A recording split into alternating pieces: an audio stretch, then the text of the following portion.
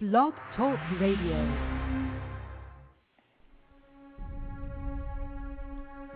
Is racism hurting you? On issues of race, are you unable to speak, think, and act with clarity and confidence? Are you tired of laughing when nothing is funny, smiling when you are not happy, agreeing when you really disagree?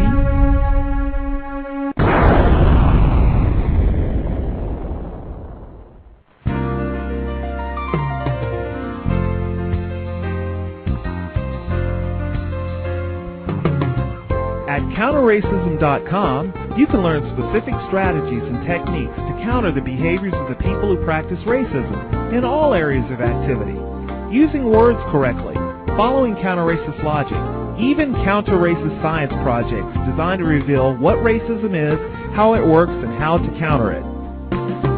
The open-source code writing format allows you to pick and choose from a variety of counter-racist suggestions so you can produce the code that works for you. Stop by CounterRacism.com today and help replace racism with justice. That's counter-racism.com. Good evening, everybody tuning in to the broadcast, another episode of the COWS, Context of White Supremacy, Gus T Renegade.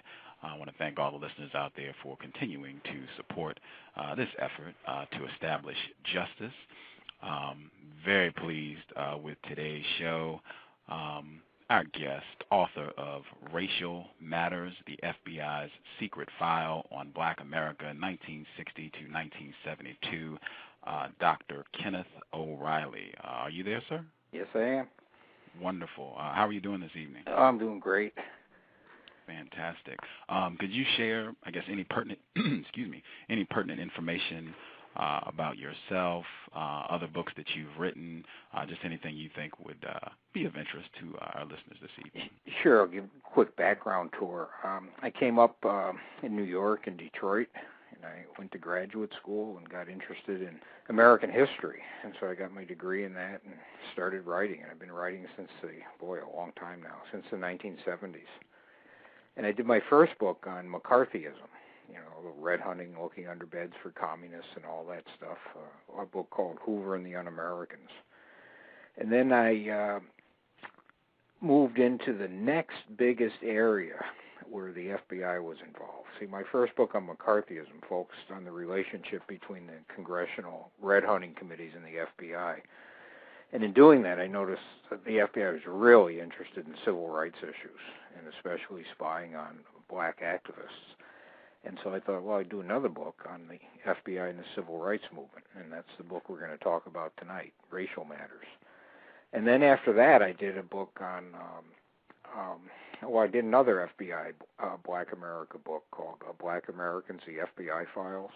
Mm. And then I moved into the area of the presidency, and I did a book on the White House and racial politics, all the way back to George Washington and forward through Bill Clinton. And, boy, that book can be with Barack Obama running for president. And I was getting calls from reporters, pretty much every day throughout the campaign. And right now I'm trying to finish a book on the Bush-Cheney era. And there are a lot of color line issues in the Bush-Cheney years, too. And so really that's my focus. I do political history, and my main interest is in racial politics, and so far I've focused mostly on the black-white color line, but I've also got some interest in the red-white color line, American Indians, and some of that comes from my background too, because I spent 22 years up in Alaska teaching at the University of Alaska Anchorage, and Native American politics, Alaska Native politics up there is really a big thing because the whole state is basically Indian country. Mm. And what a lot of people don't realize also is a lot of the indigenous people in Alaska aren't Indians either. There are all sorts of different groupings of indigenous people up there. Wow. Very interesting. This radio show also exclusively focuses on issues of racism, white supremacy. That's why I felt it was very important to read your work. and I really want to hop into that. First, I want to ask really quick, are you a white person? Oh, yeah. Yeah, Irish. Although, being Irish, there's a book titled How the Irish Became White, because, 100 years ago, the Irish weren't quite considered white people. And that's more the history of eugenics and racialism rather than racism. But a lot of different white groups had, real issues in the United States as well. I mean, not like American Indians or African Americans, but they still had issues. And so a lot of Irish, Italians, Russians, Jews, and back in the day, they weren't considered white people. Yeah, I'm aware of that book. I've been working behind the scenes to try to get that author to come on the show. He has a blog that I check out from time to time as well. I wanted to ask, for this show, white supremacy, racism, the definition that I use for white supremacy is a global system of people who classify themselves as white and are dedicated to abusing and or mistreating everyone they classify as not white. Do you believe that is a accurate definition? I quibble with it a little bit. I think the quibbling I would do, I would use a word like hegemony rather than white, because in today's world, I think a lot of the movers and the shakers from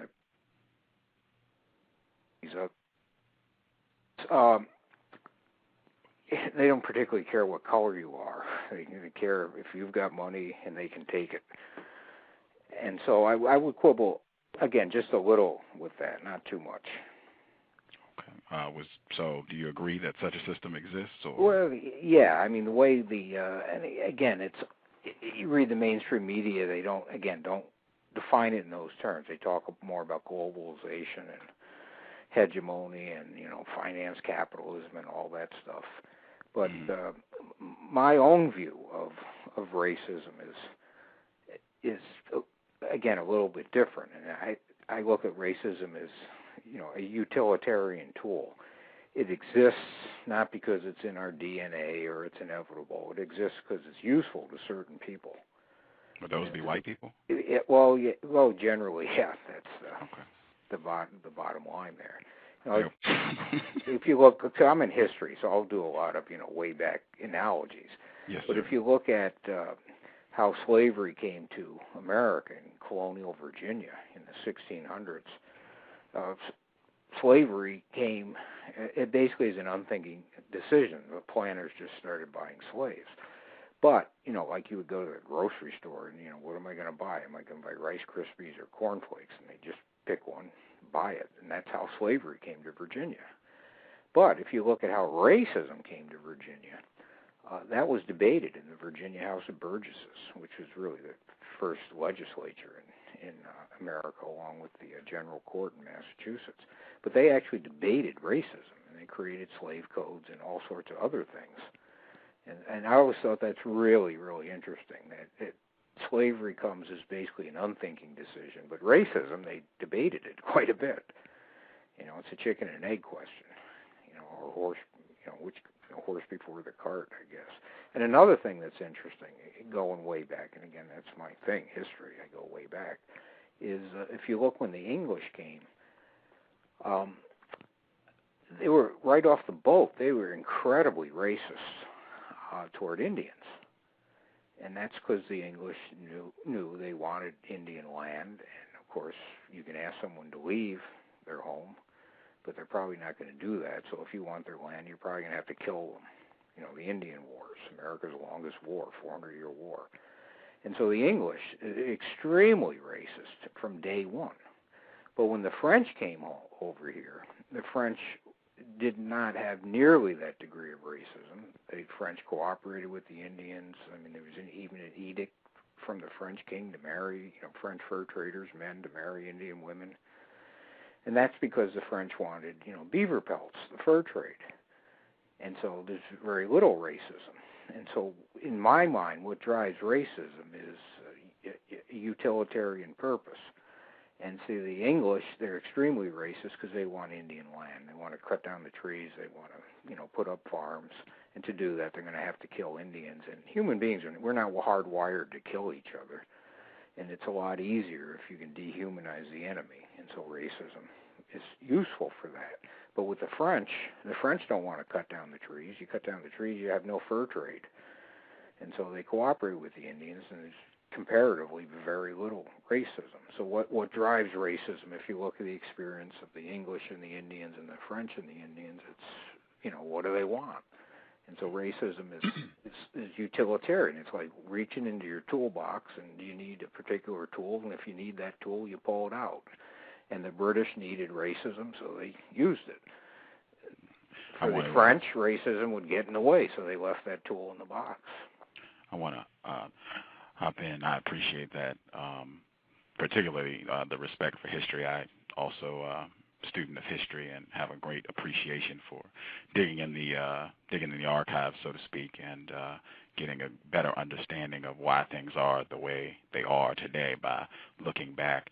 And I really want to hop to your book here because I think this is really important information. And it's been my experience that most of the non-white people that I come in contact with are just not informed about the material in your book. I wanted to read you, this is a quote from Dr. Frances Cress Welsing. I'm not sure if you're familiar with her or not. She is a non-white female clinical psychologist, child psychologist, third-generation physician. On the very first page of her book titled The ISIS Papers. Yeah, I know that book, sure. Oh, okay.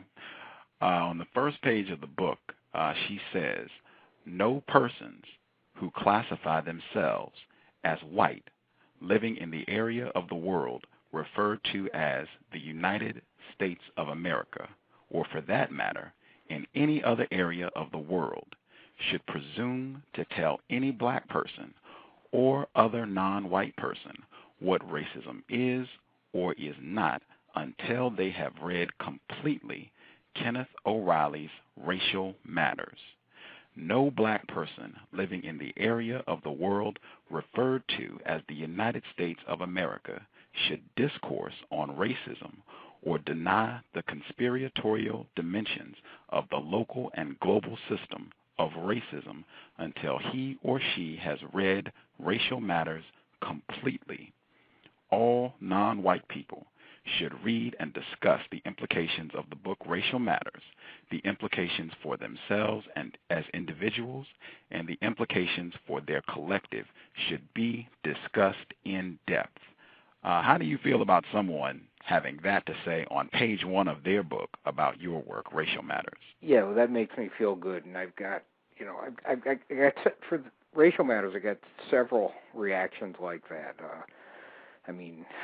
Ranging from Al Sharpton, who said it was his favorite book. Oh, actually, he said one of my other books was his favorite, Nixon's Piano. And then when remember when Enos Cosby was murdered? Mm-hmm. Yes, sir. Yeah, Camille Cosby, said, people should read this book, and that, in her response to her son's murder. Wow. One of her recommendations is all Americans should read this book. So yeah, occasionally you get those responses, but you want to know an irony here. Almost all white reviewers of Racial Matters thought it was a good book, and I thought that was ironic because pretty much all the white reviewers misread it. And that, what do you mean? Well, they almost that's a very unusual book. I write about contentious topics, and my work doesn't make everybody happy. Some people love it, and some people hate it. So there's usually no happy middle ground. People love or hate my work. But with Racial Matters, it was different. Everybody loved it. And most of the white reviewers, what I noticed is they misinterpreted the book. And by that I mean they interpreted the book as if I was saying it was all J. Edgar Hoover's fault. And J. Edgar Hoover, of course, was a longtime FBI director from 1924, even before that, really. He was one of the ramrods in the Bureau going back to 1919. But from 1924 to 1972, he ran the FBI. And he was, in fact, a pretty racist guy, and he was in some ways pretty horrible. He had some good traits. I hate to say that, but he did. But in terms of black people, very few good traits. He was pretty much a monster. But my book didn't place the blame on him per se. My book argued that J. Edgar Hoover did what he wanted to do because he was allowed to do it. People higher up, the Kennedys, Lyndon Johnson, Richard Nixon, and so forth, they allowed Hoover to do what he wanted to do in black America. But the reviewers all argued that, it was all Hoover's fault. Mm. And so I got unanimously great reviews, but I was still upset because, most of the white reviewers just completely misinterpreted what I was saying. I am really pleased to hear that because, as I said, I read your book some years ago and went back and reread it when I emailed you and talked about getting you to come on the show so that I could be fresh in having a conversation about this book. And the thing that jumped out at me, the two words that I kept writing down, system. This is not just, and I mean, we're going to get more into detail about this, but this was not just a one-person thing. This wasn't even just an FBI thing. This is, this would be a book I would point to anyone who says that there is not a system of racism, white supremacy in place. I would give them your book and tell them to read it very slowly because I think you do an excellent job of illustrating how this became a total team effort to crush black people who were attempting to counter racism, white supremacy. But I want to go back to... it's basically permanent war. I mean, it's sort of loosened up now with Obama and so forth, but that's what I argue in the book, that this is not J. Edgar Hoover's fault. He is who he is, but he did what he did because he was allowed to do it, and he was allowed to do it because the government essentially is a permanent war on the color line in this country. And for sure. That's what I tried to argue. I got you loud and clear. I felt it was pretty easy if you read the book. And just backing on what you just said, on page 8 of your book, you said the history of a government that has been at odds more often than not over the past 200 years with its own non-white citizens. Before the FBI was even established, Marcus Garvey and the United Negro Improvement Association, the Bureau of Investigation and Mr. J. Edgar Hoover, they were working in opposition to Mr. Marcus Garvey. This is, over 80 years ago before you even had... It goes even back further than that. I mean, one of the, arguably the FBI's first big case was against Jack Johnson. And, of course, he was the first black heavyweight boxing champion of the world. Yes, sir. And the Mann Act case, a white slave traffic act case against Jack Johnson. Can you share a little bit about that? Yeah. And by the way, the FBI was created in 1908, and it was known back then as just the Bureau of Investigation. The word federal doesn't get hooked on until 1935. Mm-hmm. But be that as it may, just call it the FBI. And so it's founded in 1908. And back then, there's really not much. There are not many federal criminal laws for the FBI to investigate. There's only a handful. But two of the earliest federal laws are, number one, as I just mentioned, the Mann Act, M-A-N-N. That's the White Slave Traffic Act, which made it a federal crime to transport a woman across a state line for immoral purposes. And, of course, Jack Johnson, the boxing champ, a black man, his fiancée is a white woman. So the government's going to use the Mann Act to go get him. And then a second early law that Congress passed made it a crime to transport a stolen prize fight film across the state line. And, and one of my theories is even today when you pop in a DVD to watch a movie and the first thing that comes up is, don't violate copyright laws or the FBI is going to come get you. One of my theories, and I'm probably going to do a paper on this someday if I can pin it down, is one little bitty reason you see that warning up there whenever you watch a movie is because of Jack Johnson and the FBI way back in 1910. But in any event, that's how the FBI got its start. But the FBI in Black America is always a little bit mixed, because way back then, the FBI is also investigating federal law violations on the issue of peonage. It's Peonage. And now peonage is, it's almost a form of slavery. And an easy way to explain it is a black man in the South gets arrested for vagrancy, and the judge fines him $10, and he doesn't have any money. And so the judge binds his labor out to, a cotton farmer or a turpentine camp operator in Florida or whatever. And that, camp owner charges this man, room and board and all this stuff. And so each day he works, he owes the court more money. Right? He's supposed to work off his $10 fine, but each day he works, the fine gets bigger. And so he's basically held in peonage.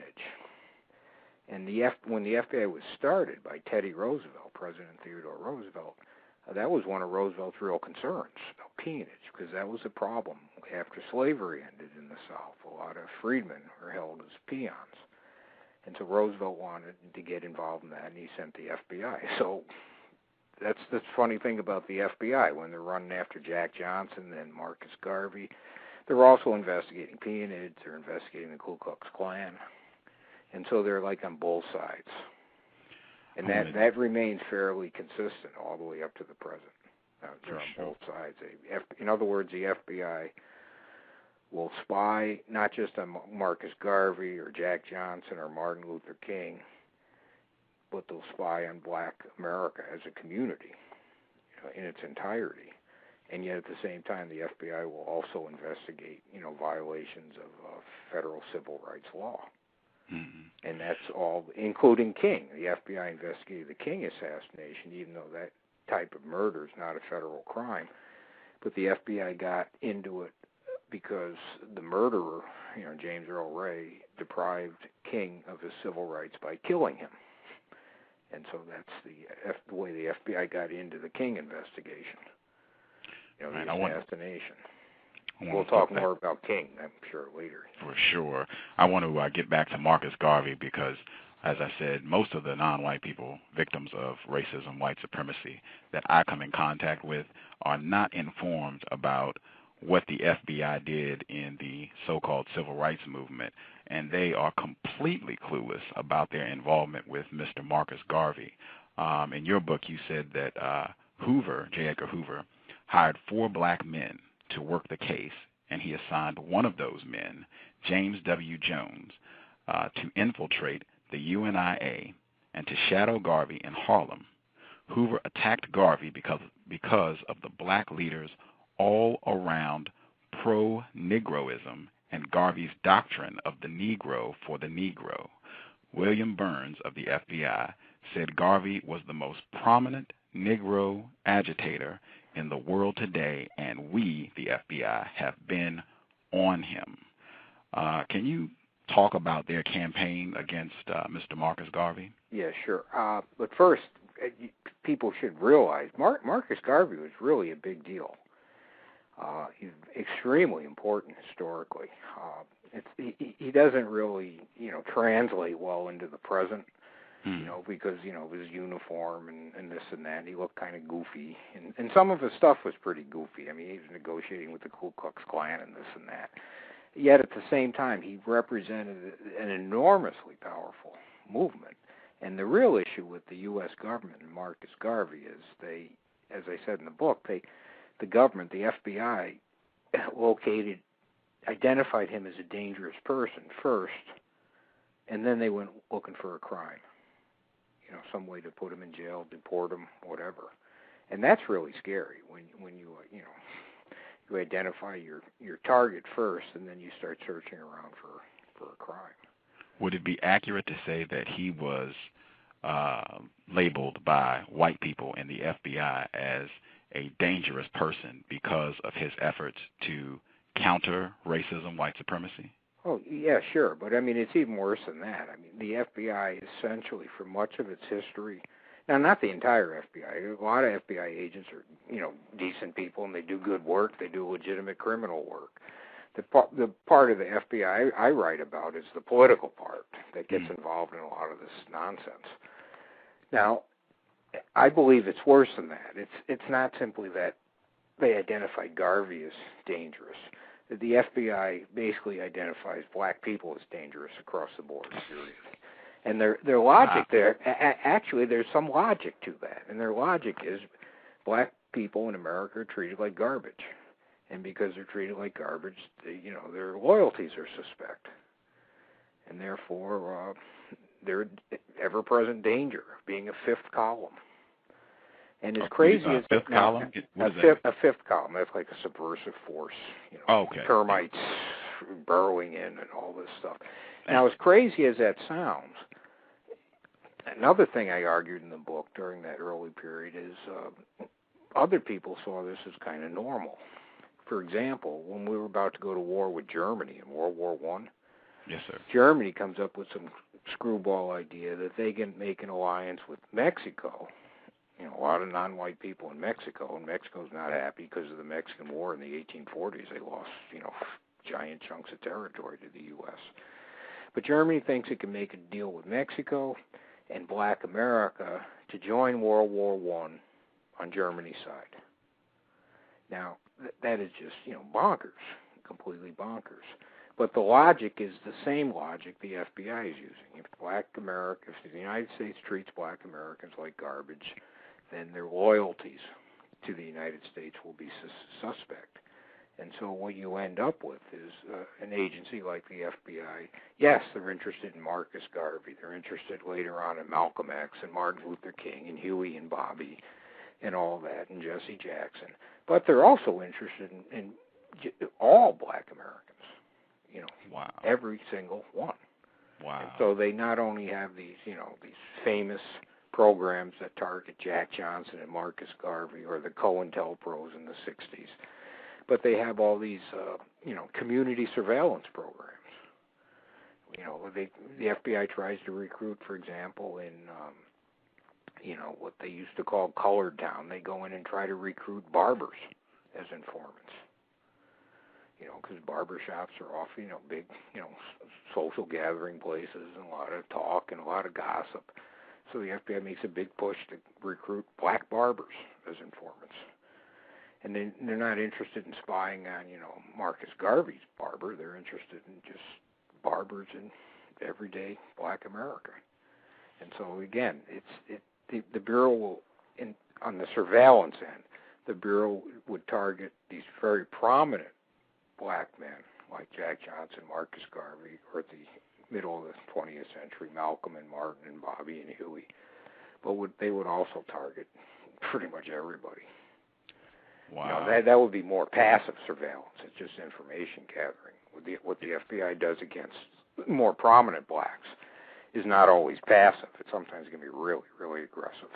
Certainly, and we're definitely going to get to that as well. But just the information that you just said, I wanted to point out two things because this beautifully illustrates one of the main points that I wanted to drive home in speaking with you in terms of information.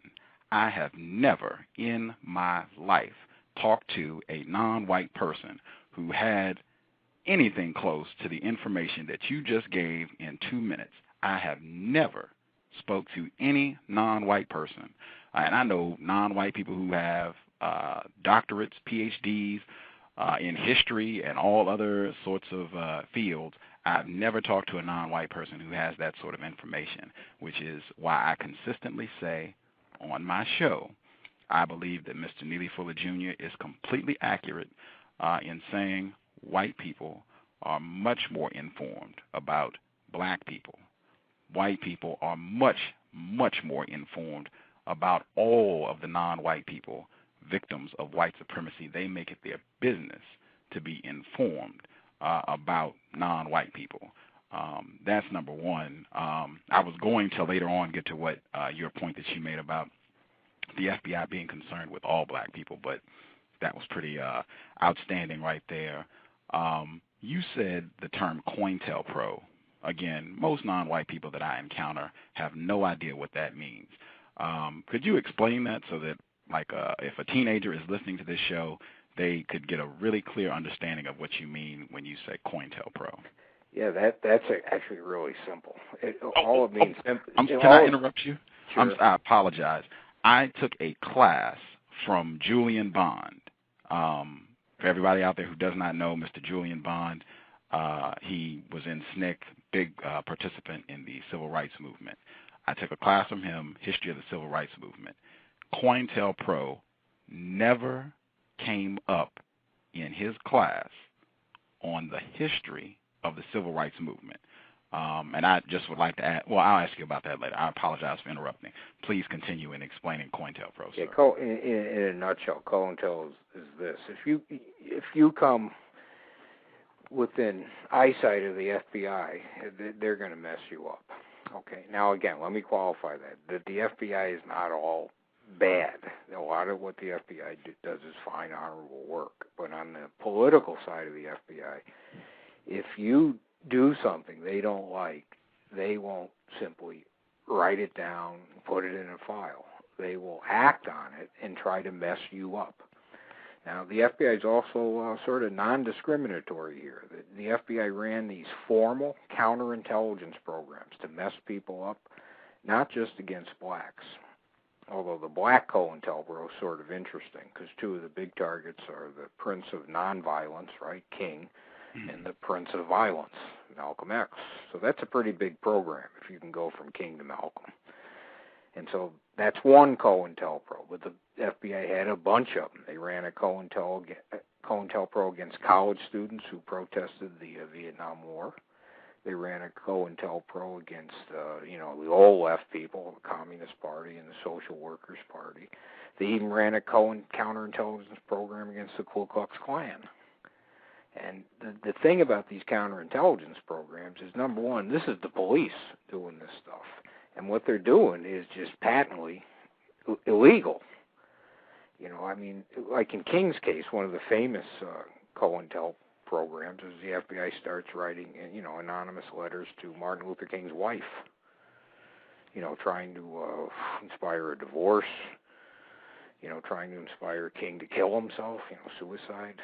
I mean, it's just, flat out crazy. But again, a lot of white people were targeted too for the same kind of stuff. Like a college kid protesting the Vietnam War, the FBI might go to, the institution or foundation or state agency that's giving that kid a loan or a scholarship and try to get a scholarship revoked.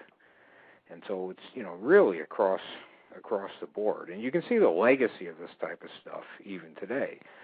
And once in a while, someone will stand on a street corner with a copy of the Declaration of Independence, and they'll ask people to sign it, like a petition. And people won't do it because they don't want to sign anything because it's dangerous. And one thing about the FBI COINTELPRO is, if you get involved, it can be dangerous. And the FBI might come after you. Now, having said that, you have to realize the FBI is really not that big. They don't have that many agents. And so they can't go after every Tom, Dick, and Harry. But, again, having said that, one COINTELPRO operation was actually meant to make people believe that they could go after everybody. And so, and again, in other words, the FBI doesn't have the resources to target every single person that bugs them. So instead of doing that, what they do is try to make people afraid. And that was one of the basic counterintelligence tactics, to scare the bejesus out of people.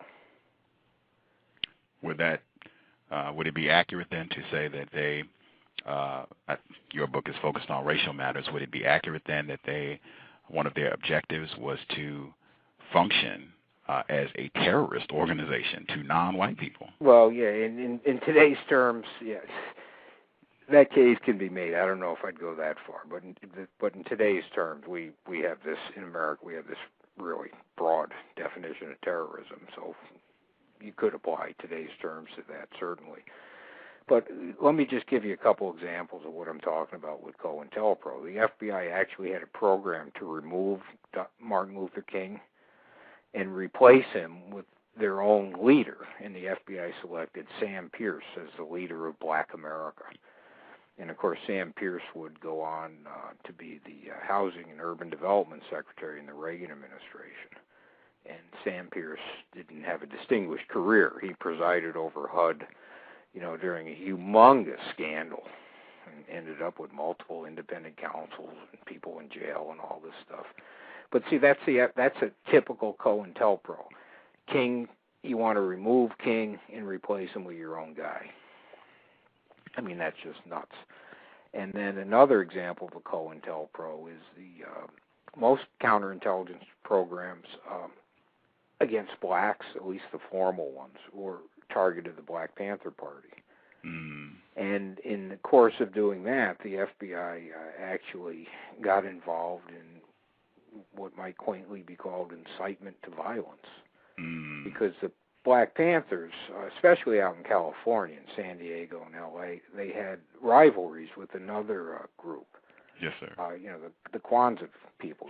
Ron Karenga. Maulana Karenga. Yeah, it used to be Ron Everett. And those guys are more what you call, cultural nationalists. The dashikis and the shaved heads and Swahili and all that stuff. And the Panthers are more political guys. They call them revolutionary political nationalists. And so they were rivals. And what happened is both the Panthers and Karenga's group, us, U.S., I think for briefly the U.S. stood for United Slaves, but eventually it just stands for us. But the Panthers versus us, both groups essentially recruited from the same pool. And what both groups wanted to do was to get young black men, especially young black men, boys and men, out of, nihilistic street gang drug violence into something productive. And so they're both the Panthers and us are recruiting from the same pool. And, of course, a lot of those young kids coming out of the gangs into the Panthers or us, a lot of them are really volatile. And what the FBI would do is they'd put up posters around town and send out letters and this and that, insulting one another, each of these groups. The FBI draw up a picture insulting the Panthers, and they'd sign Karenga's name to it, and vice versa, and this and that. And they just egg on this rivalry. And again, a lot of the recruits are gang kids that the Panthers and us want to get out of, mindless violence. So they're volatile.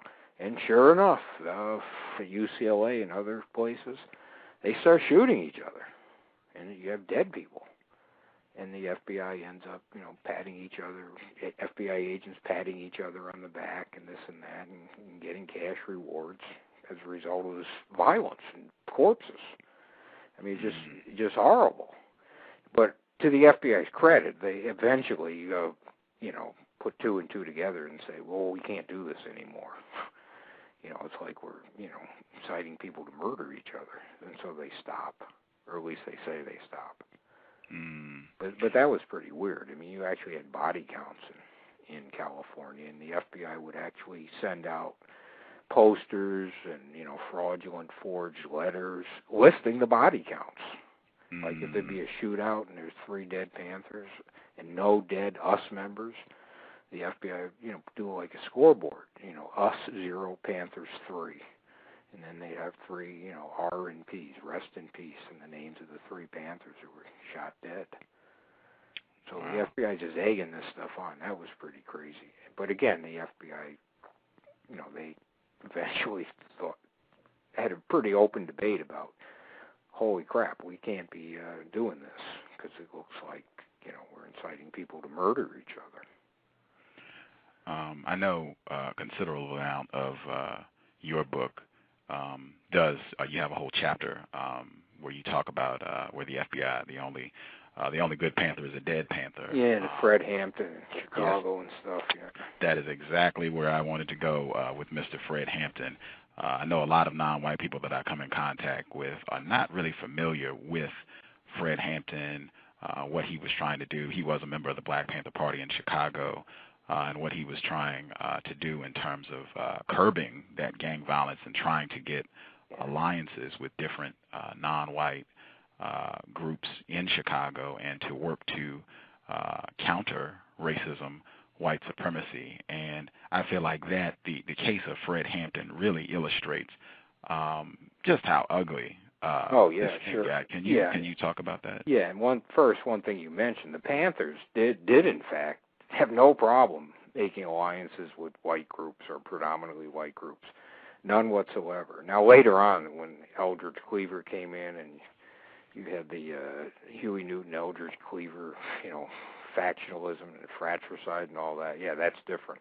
But for most of their time, the Panthers had just no problem at all with, forming alliances with white groups. Now, in Chicago, Fred Hampton's really a big deal because, he is extremely charismatic, extremely talented. Everybody loves him. He's just an amazing person, and he's murdered at a very young age. And what happened with Fred Hampton is the Chicago police would not do what was asked of them. And so the state's attorney down in Illinois got a detail of Chicago police, and they carried out a raid on the Monroe Street apartment on the west side in Chicago, where Fred Hampton stayed. Now, of course, this is the 60s, and so in the 60s, in your apartment, especially if you're an activist, at any given night, there might be 8 or 10 people sleeping in there. Because it's just a different time. It was the 60s. And so you have this raid on Fred Hampton's apartment with a whole bunch of people in there.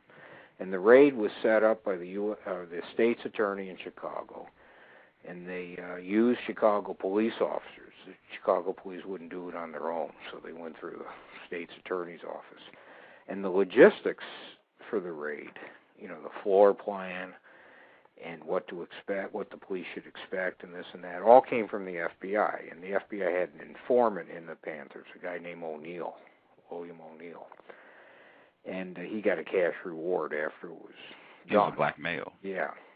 And what happened was, Chicago police came in, in the middle of the night, everybody's asleep, and this being the 60s, and this being the Panthers, one of the Panthers, a guy named Mark Clark, apparently he was sleeping in a chair facing the door with a shotgun in his lap. Because, again, these were brutal times, and the Panthers were not into turning the other cheek. And so the police came in, and Mark Clark got off one shot, but the shot was into the floor, because as he was trying to stand up, he was shot dead. And the police just sprayed the apartment, and then walked back and, shot Fred Hampton in the head. He never woke up, and he was, probably drugged. You can't say for sure, but I would estimate 90% sure that he was drugged, because he never even got out of bed. He slept through this fuselage in his apartment, with hundreds and hundreds of bullets, and he never even woke up. So the police just walked back and shot him in the head dead.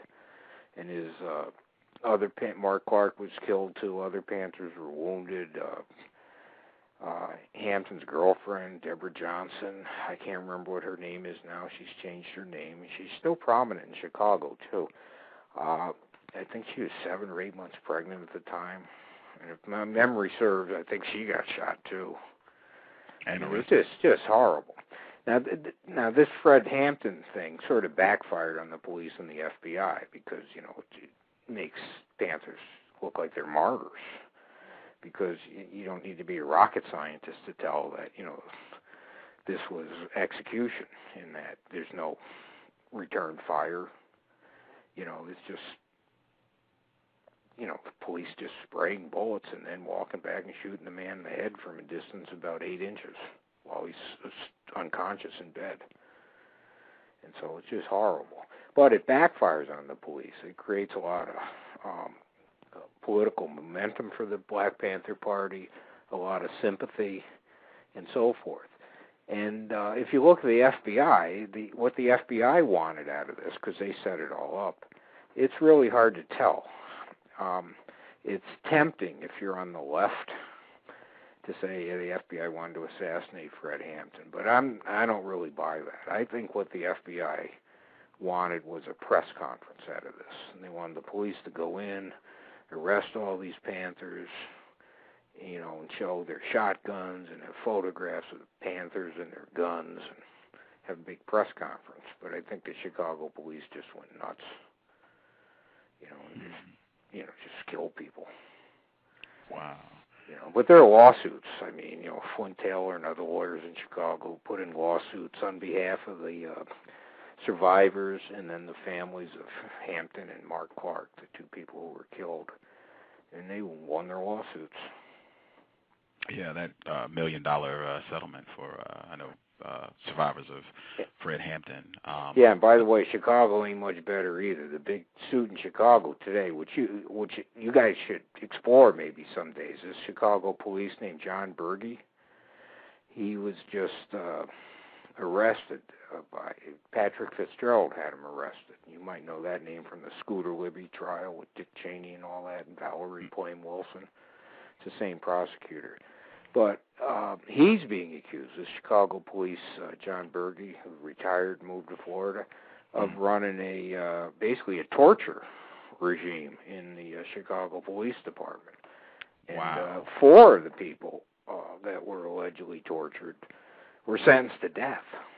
Wow. You know, capital punishment. George Ryan, the governor of Illinois then, this is about 10 years ago, he commuted the sentences of everybody on death row in Illinois, and he pardoned these 4 guys who Berge allegedly tortured, and they won, you know, $1 million settlements too, approved by the Chicago City Council by a vote of 45-0.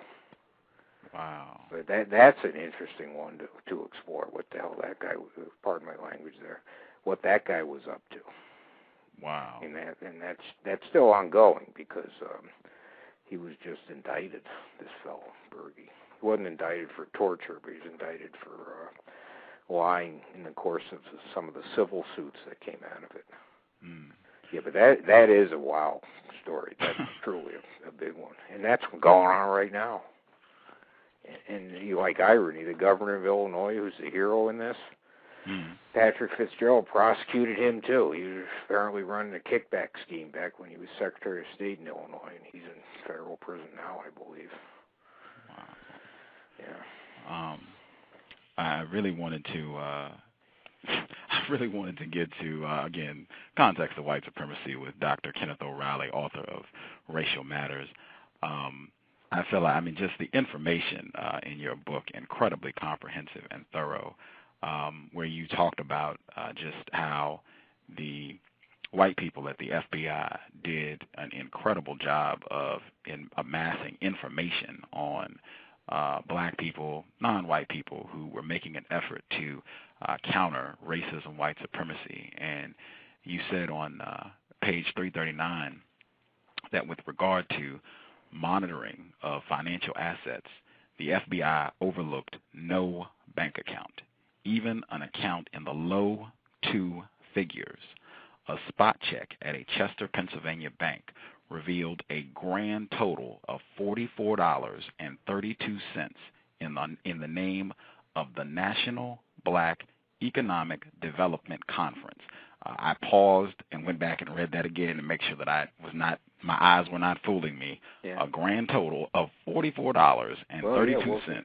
If you're a group and you got the word black, Negro, colored, anything that suggests race, yeah, they're going to check you out. And that was just standard stuff back then. Yeah, this said you went on to say the FBI obtained this sort of information routinely through sources at the bank that held the accounts.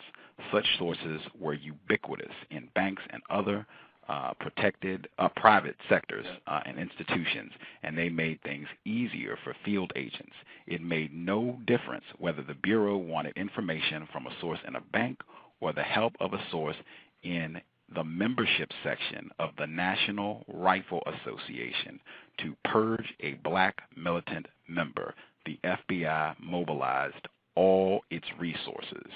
And system, I just kept saying system, exactly what you said at the beginning. Yeah, the FBI has informants and sources. The Bureau likes to call them sources in the National Rifle Association, but they also have informants in the NAACP.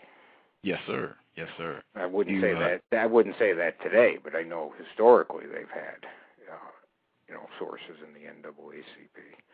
Yes, and sir. At different points of time, they've also had some, have done some really strange things with very prominent NAACP members, from Walter White to Roy Wilkins. So I mean, the Bureau, they definitely get around, but that's standard FBI stuff under J. Edgar Hoover. And anybody who's prominent, like take an African American. If an African American is prominent, they're going to spy on the guy. But if the guy is prominent, they'll also try to make friends with him because he's a famous person. It's what the teenagers call sucking up. So you get these weird things about the FBI, and that they're spying on, say, Walter White or Roy Wilkins like crazy.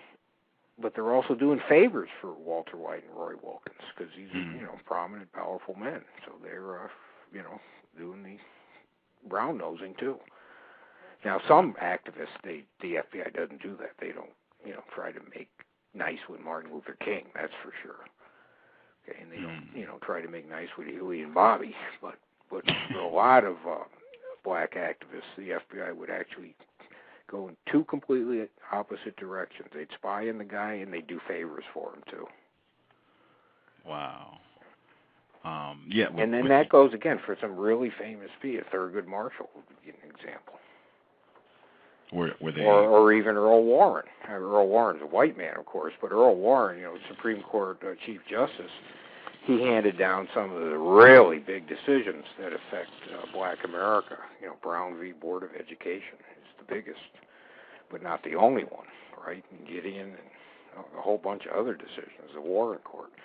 And the FBI would, they'd spy on Earl Warren, but they also did favors for him. And that's pretty, typical. Wow. I wanted to make sure I got in Jackson State because you included that in your book. I felt that was a really solid example of, in terms of racism, white supremacy, the shooting that happened at Kent State, where this is white students, 4 students were killed. That lots of national sympathy. They have documentaries about what happened there. I've seen documentaries on it. Huge media deal. Crosby, Stills, Nash and Young, right? 4 dead in Ohio. Yeah. Yes, sir. With what went down at Jackson State, predominantly all non-whites, totally different story in terms of media coverage. Nobody really reports this. This is not really big news. Most people don't really know about this. I even saw a documentary where they were talking about the shooting at Kent State with white students, and they even took, 30 seconds to stop and say, at the same, roughly same time period, shooting at Jackson State, nobody really knows about this, where all these black people are shot at. A lot more bullets at Jackson State, too. Yes, and in your book, you were talking about this, and you said a confrontation in front of a women's dormitory. Well, inside, I think, mostly. Oh, okay. Mostly inside, yeah. Where Mississippi troopers opening fire with rifles, shotguns, and carbines loaded with military ammunition and a submachine gun, some 400 bullets and pieces of buckshot, including armor-piercing shells from 2 30.06 rifles, struck the dorm in a 28-second fusillade, killing 2 black youths, Philip Gibbs, James Green, and wounding 12, and this is in quotes, all nigger gals and nigger males, the police said. The only provocations were words, chants, and obscenities. And I thought, to top this off, Spiro Agnew wanted to blame this on Ralph Abernathy, who I don't even believe was in the area when all this happened, in what you said in your book. Can you talk a little bit more about that incident? Ralph Abernathy, of course, is Martin Luther King's friend. I mean, they were together for a long time, since the mid-'50s. Yeah, that idea of blaming something on something like Spiro Agnew does there, and something extraneous is, it's just goofy. It's like, remember Tom DeLay? Tom DeLay blamed the Columbine massacre on the teaching of evolution in the public schools and Bill Clinton's affair with Monica Lewinsky. I mean, it's just goofy. And that's what Spiro Agnew down there was doing, goofy. Now, Jackson State, by the way, that's where Walter Payton went to school. Oh, wow. Yeah, the football player for the Bears. Chicago Bears. He had that flipper, right? His free hand, he carried the ball one hand, the other arm was like a flipper. Wow. And you tried to tackle him, but he was a really good football player. Yes, sir. All right. Now, Jackson State, yeah, the violence down there is incredible, but I use that in the book, that story, to make a point that things had really changed from the early 60s to the late 60s. And what changed is what happened in between, because, number one, the civil rights movement really took a leftward turn. And, SNCC purged Caucasians and all of this and that, and you get, Rap Brown and Stokely Carmichael and all that. And the Panthers are coming up, walking around with shotguns. And then also even Martin Luther King, who remained an integrationist, but Martin Luther King took a real big turn to the left too, and he started talking about economic equality. And he came north. And so there's a real, radical change in the civil rights movement. And, a lot of, white middle America didn't appreciate that. And it wasn't just rhetoric either, because you have to remember, Watts or Newark and Detroit and about 700 other cities experienced, major race rioting. Watts, Newark, and Detroit, those are just the big ones. But about 700 cities exploded in racial violence. And so by the time you get to the late 60s, it's just not, in white middle America, there's not a whole lot of residual sympathy left for the civil rights movement. And so you get that attitude. And the quote you didn't read from that section is from a federal judge, a Kennedy appointee, that, students participating in demonstrations should expect to be injured or killed. Mm-hmm. And to make a jump across the colored line, there's not much sympathy in white middle America for white kids protesting the Vietnam War either, if they get injured or killed. Mm-hmm. I know Kent State makes it into the popular culture. That's absolutely true, but it makes it into the the fringe of the culture. There's not a whole lot of sympathy for those dead students at Kent State in white middle America. There's sympathy with Crosby, Stills, Nash, and Young in the counterculture, but there's not much sympathy, among hard hat or what Nixon called silent majority culture. So by the late 60s, you're really getting into a, what the political scientists call a big backlash period. Yes, sir. Yeah, Nixon, a real cynic, and he tried to exploit that. And that's why we got Nixon, by the way, because of that backlash. Would you say that in your book you titled that White Backlash, would you say that is a response of white people who are upset about non-white people and their efforts? Okay. Yeah, but at the same time, white backlash, it's not something that's born in the 60s. It just sort of flares up. And white backlash has been around, 400 years. It's not a new phenomenon.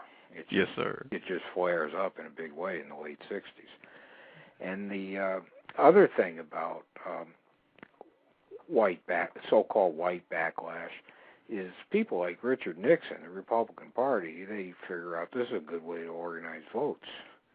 And the big symbol of white backlash is what happens in the South, because white Southerners leave the Democratic Party, the party of Jefferson Davis, and come over to the Republican Party, the party of Abraham Lincoln.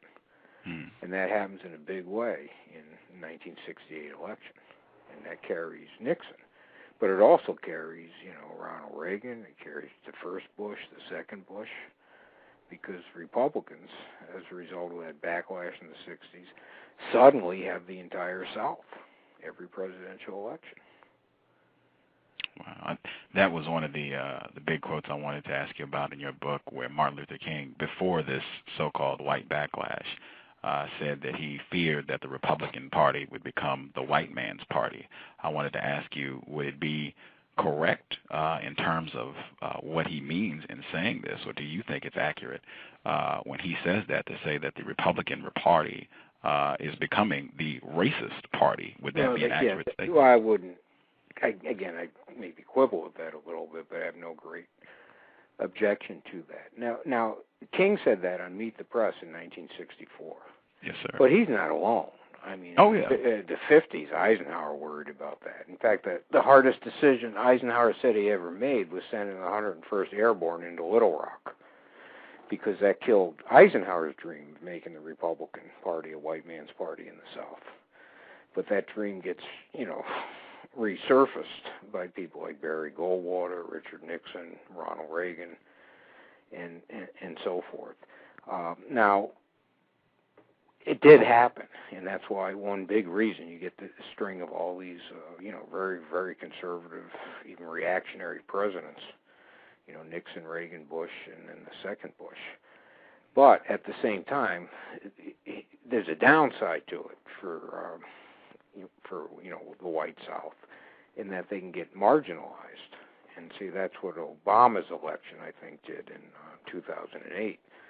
And if you look at the country, it's like the white South are being encircled and shrunk. And see, Obama, started picking up western states. He even took, Virginia and North Carolina.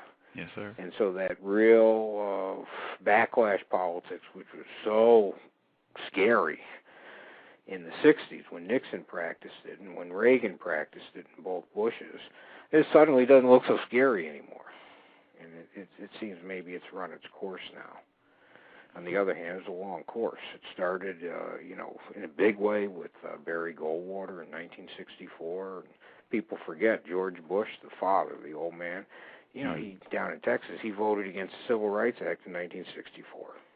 And so this starts early. It gets its big boost with Watts, Newark, and Detroit, the race riots. And then it really hangs on. I mean, people just forget things. Like when Ronald Reagan ran for president in 1980, he opened his campaign in Neshoba County, Mississippi. That's the county where in 1964, Schwerner, Cheney, and Goodman were lynched and buried under 30 feet of Mississippi mud by the Ku Klux Klan and white sheriffs. And the men who murdered Schwerner, Cheney, and Goodman said they were states' writers. And they killed them in the name of states' rights. Well, in 1980, Ronald Reagan goes to Neshoba, Mississippi, and he says, I am a states' writer. Wow. Yeah, that's right. We forget that. And, we forget that in 1980, Ronald Reagan, I don't want to pick on Ronald Reagan, but he's a good example of the point I'm trying to make. I mean, he used to tell campaigning in the South, he used to use terms like buck and wench. There's slave auction terms. And he used to tell jokes about, welfare queens and Cadillacs and a big buck online at the grocery store, buying an orange and a big bottle of vodka with food stamps. Wow. Yeah, that's not too long ago. And the first Bush, one reason he beat Dukakis is Willie Horton. Yes, sir. Yes, sir. This guy, and then Willie Horton's name isn't even Willie. His name was William. And a guy named Lee Atwater, a Bush campaign operative, christened him Willie. And, of course, that's the great taboo, right? Willie Horton raped a white woman. So that great taboo of American history. And George H.W. Bush rides that into the White House. I mean, that's just, ugly stuff. Wow. That means going all the way back to Jack Johnson, the sexual intercourse between particularly black males and white females popped up again and again in your book in terms of Mr. Paul Robeson and FBI, their attention to him, and Viola Luiso, and speculation, them continuing to play up, she was with a black male. Yeah, that stuff is ridiculous. Remember the O.J. trial? Yes, sir. Not the Las Vegas one, but the murder yes, trial. Sir. Yes, sir. See, a lot of people thought that was funny, not ha-ha funny, but funny in a sad way, because a black man getting off for killing a white woman. Man, times are changing, and that was just a strange thing. But see, that's the thing about race. Race in American history has really turned our country on a dime at any particular decade. Race can put us in all these screwy positions. And in our history, sex, black man, white woman, has been the real underlying argument to justify lynching. And as hard as that is to believe today, that's just absolutely true. On the other hand, it's not that hard to believe even today, because if you look at incarceration rates and average sentences for particular crimes yes, committed by blacks and whites, mm-hmm. even today, if you take the most extreme crime, a capital crime where you can be executed, the data, and it's just counting numbers, statistics, you still have the best chance of getting a capital sentence, a death sentence, if there's a crime committed by a black man against a white woman. Wow. And the numbers are just like off the charts. And if you go into a state like Texas, you can see that. And by the way, down in Texas, they used to have a phrase as recently as like 15 years ago referring to misdemeanor murders. Meaning if a black killed a black, or a black killed a Mexican, or a white killed a black, they call them misdemeanor murders. But if a black killed a white, especially if a black killed a white woman, then they were, full blown, not a misdemeanor murder at all. And so all this stuff is just so screwy. I actually, feel like an idiot just talking about it, because it's so weird. But that's what race has done to, I think, our country. It's really created a whole bunch of just wild stuff. Wow. In my other book, Nixon's Piano, my favorite story about that is James Madison, one of our most famous presidents. And yes, sir. Basically wrote the Bill of Rights. I mean, geez. But he was also a slave owner. And when Madison was an old man, he just, dawdling around his plantation down there in Virginia, and Alexis de Tocqueville, the guy who wrote Democracy in America. Yes, sir. He comes to visit Madison, and he writes it up, because Madison is just obsessed, and he's saying about how slaves are dangerous, and you got to watch them every minute. They'll just as soon as cut your throat, and they're a real danger to women. And he's just worried about the danger that slaves pose to white women. Okay, so what happens? Madison, he's an old man, he dies, and his widow, right, Dolly Madison, everybody knows Dolly Madison, right? Well, she's basically busted. She's broke. And guess who's giving her money? Who? Well, one of James Madison's slaves who was freed. He'd given Dolly Madison money out of his own pocket because she's impoverished. And 2 years before that, he's saying this guy's going to cut my wife's throat. And instead, what's he doing? She's penniless. And here you have a former slave taking pity on Dolly Madison and giving her money out of his own pocket. Wow. I want to let our listeners... By the way, that reminds me, if your listeners ever seen To Kill a Mockingbird or read the book. Oh, yeah. Isn't that one of the lines in there? Jim, who supposedly raped that young girl in there. Yes, sir. And during that trial, I mean, what did he say? He said, well, why did you come in and help her? He said, I felt sorry for her. Yes. Black man feeling sorry for a white woman. Yes. And he ended up like O.J. On trial for, Willie Horton. Like O.J. No, not like O.J. Willie Horton, excuse me. Yeah. Excuse me, like Willie Horton for raping a white woman. Supposedly. Yeah. He ended up, he killed himself in the book, or I know he didn't make it out well. The story did not end well for Jim in To Kill a Mockingbird, which racism, white supremacy, you should expect that. Yeah. I did want to say for our listeners, if you would like to call with a quick question or two, 347-215-6071. I'm going to look at the switchboard.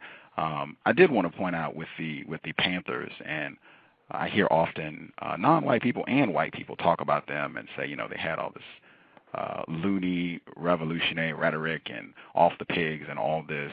I found this quote really interesting. You said in your book, wiretap transcripts show how far removed the Panther reality was from its bloody guerrilla mystique. Some of the things we used to hear on the wiretaps were funny, said William Cohendet, the FBI agent assigned to the Panther Squad in San Francisco. It reminded me of Amos and Andy. Fundamentally, I think black people are jovial, happy, and fun-loving.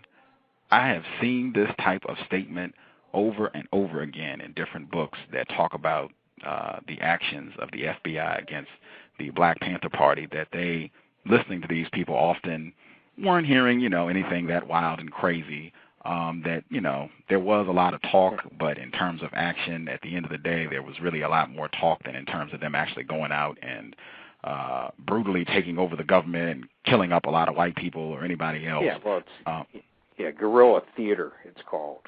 A lot of posturing, a lot of posing in order to get attention. Also, we have to remember that the Panthers are really trying to recruit young people. And in the North, that didn't work too well through the churches like it did with King and Abernathy in the South. And so they're trying to recruit young people by being really aggressive in their rhetoric. And so you have part of that. And also you have that real aggressive rhetoric in order to get the attention of the media. Because, we're in a visual age. I mean, TV is, still new in the 50s. And, TV is still, by today's standards, still even fairly primitive by the late 60s. But we are in the age of the camera. And so groups like the Black Panthers, and not just the Panthers, it's the same thing with the American Indian movement, right, with yes, sir, Russell Means and Dennis Banks and those guys. I mean, a lot of it is visual and drama. You got to do something that attracts the attention of the TV cameras. And also you have to have the rhetoric to make young people, listen to you. And so a lot of, that was a lot of the public posturing. But in the background, mostly what the Panthers did, they ran adult literacy programs and, breakfast programs for poverty-stricken children and all sorts of community help programs. But what happens is the media, and the Panthers didn't mind this at all. That was their whole point, to get media exposure. They focused on the real dramatic things, because yes, occasionally there was a gun battle with the police and things like that, and that's what everybody remembered about the Panthers. They didn't remember the breakfast programs and the adult literacy campaigns and so on. I'm going to check the switchboard really quick, see if we have any callers, but I did want you to tell the audience about Nixon's Piano, because I have not read that book, but you were telling me about it before the show, and I think that also non-white people should perhaps take a look at that one. Could you share a little bit about Nixon's Piano? Yeah, Nixon's Piano looks at, again, all the presidents, from George Washington to Bill Clinton. And I try to organize it not so it's a book of lists, but so it's a coherent story. And it looks at all those presidents and how they dealt with color line issues. So the first third of the book is about the slavery period. And then, since my main interest in history is 20th century, the last two-thirds of the book are from Teddy Roosevelt up through Bill Clinton. And the title of the book is kind of strange. Why do I call it Nixon's Piano? And the title comes from a piano duet that Richard Nixon and his vice president Spiro Agnew did at the Gridiron Club in Washington. And the Gridiron Club, that's like a roast. And, famous politicians and media people, get up there and they make fun of each other. And Nixon and Agnew, in doing their piano duet, they made fun of their own Southern strategy. And Nixon's Southern strategy was part of this big campaign to bring the white South over to the Republican Party. And the piano duet was hilarious, but again, not in a ha-ha way, in that the media just roared with laughter. But the piano duet was actually really, really ugly because Nixon was the straight man, and Agnew spoke in what used to be called darky dialect. Wow. Yes, boss, that kind of... Yes, sir. Yes, sir. Yeah, you know, like with that film Spike Lee did not too long ago about stereotypes, you know, from Aunt Jemima to everything else. Oh, Bamboozled. Yeah. Yes, sir. Yeah, and yes, that's, so you have the Vice President of the United States doing a piano duet, and he's speaking in darky dialect. Wow. That's kind of weird. And so wow. That's why I called the book Nixon's Piano. Nick, that is on my reading list. I hope everyone out there check that one out as well. But read Racial Matters first. I think that's very pertinent. We have a lot of callers, actually. 414, are you there? Yes, I'm just listening. Oh, okay. I don't have a question. No problem. Thank you for tuning in. Appreciate it. 267, are you there? Yes, Hotep, greetings. I'm here listening in. Oh, RNA, right on. Thank you for tuning in. Checking yeah. out. I appreciate it. Thank you both for this. If you don't have questions, I will. We have a couple people online checking the show out. Yeah. Also, I have a few questions. Like I said, I might start showing some emotion. It's just very interesting for me how you can, Mr. O'Reilly, talk about these huge and horrific acts of injustice with seeming very little feeling attached at all. And I'm just curious as I'm listening to you, what do you feel as you recall these horrible events? And maybe they weren't so horrible for you because they weren't not happening to you and your people per se, you know, or it was happening on a different level on the other end of the spectrum. Yet I'm just really curious about what do you feel when you kind of come face to face with such horrific and horrendous acts. Yeah, sure. Yeah, I'll tell you, it's somewhat ironic that you bring that point up because I'm a historian. That's my profession. I have a PhD in history and all this stuff. And within the context of my profession, I'm often criticized for exactly the opposite of your point, for getting too involved emotionally and for caring too much.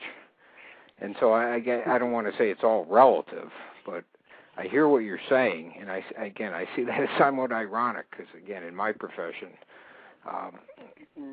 my problem is often identified by other historians as I'm too emotionally involved. Now, in terms of my personal background, yeah, like I said up front, my background is Irish, and my grandparents, they saw a lot of Irish people hung in their day, and all the way down to, 7, 8, 9-year-old boys, hung in Ireland. And so I think a lot of people in the world today have gone through, horrible things. Few people in the world have gone through something as horrible as slavery. That's absolutely, positively true. And again, will a white person fully understand that? Absolutely not. On the other hand, can anybody understand slavery today? That type of chattel slavery? Because the world is pretty much shed of that sort of slavery. We still have some fairly horrific forms of slavery in certain parts of the world today, but we don't have chattel slavery anymore, anywhere. And so that's progress. Now, in terms of my personal view and why I don't get real emotional about this stuff, I think I'd go nuts if I did. And so I've got to basically sort of try to keep an even keel about it. Yes, yeah, I guess that's why they teach you in school, or they teach us, because I've also gone through the process of obtaining a PhD, and one of the key elements in all research is objectivity. Correct. And I imagine it's that objectivity that allows you to sort of stand back and just simply study what's been going on and not necessarily feel a strong connection or a subjective experience. Yeah. Well, remember what I said. Most of my peers, they don't have that view of me. They think I'm just too wrapped up and too emotionally involved in my material. RNA, can you hang? Okay. No, I want you to stay on the line because I'm going to let you get to get another one. I just wanted to get 520 to get a quick question, and then I'm going to go back to you, RNA. 520, do you have a question? 520? Oh, he's not there.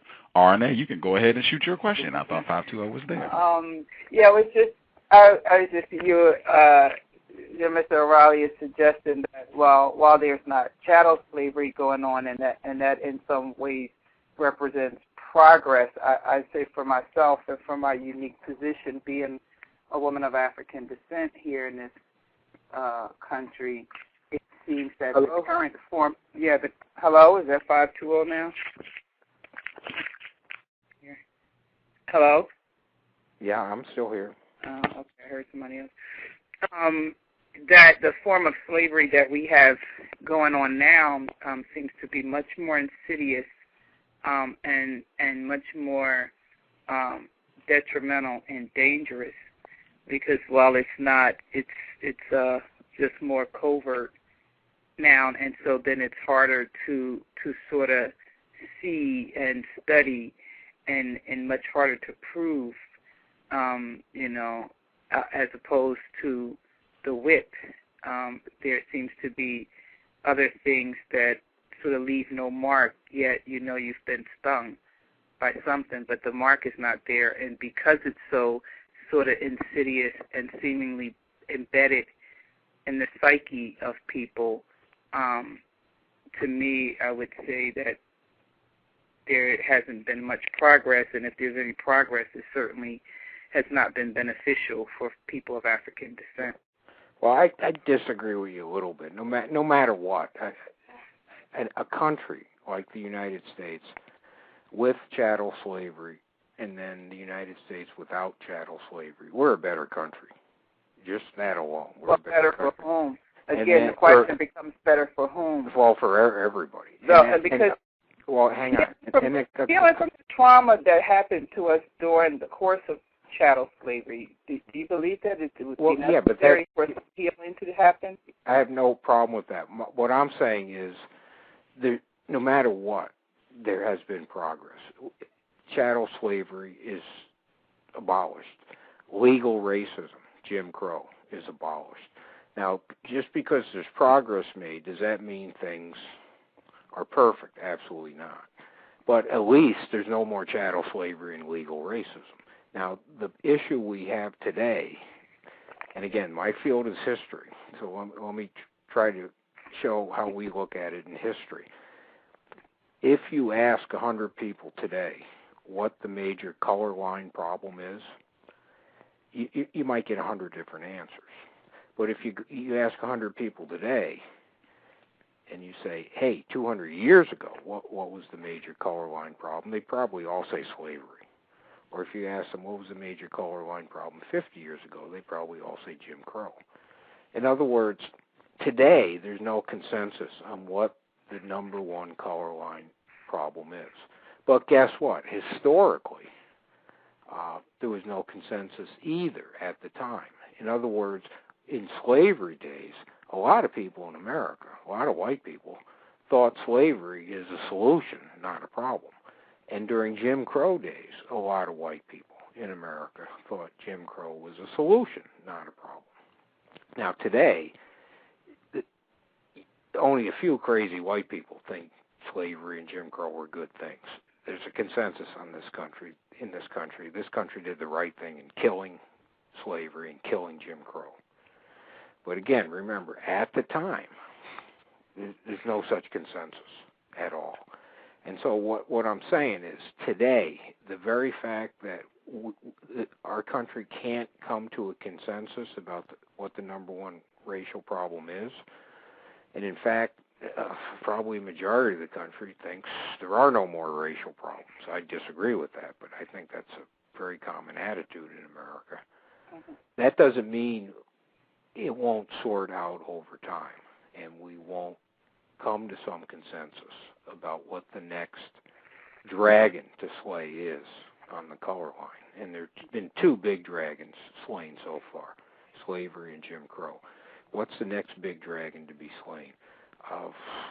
Again, we can't even find them yet.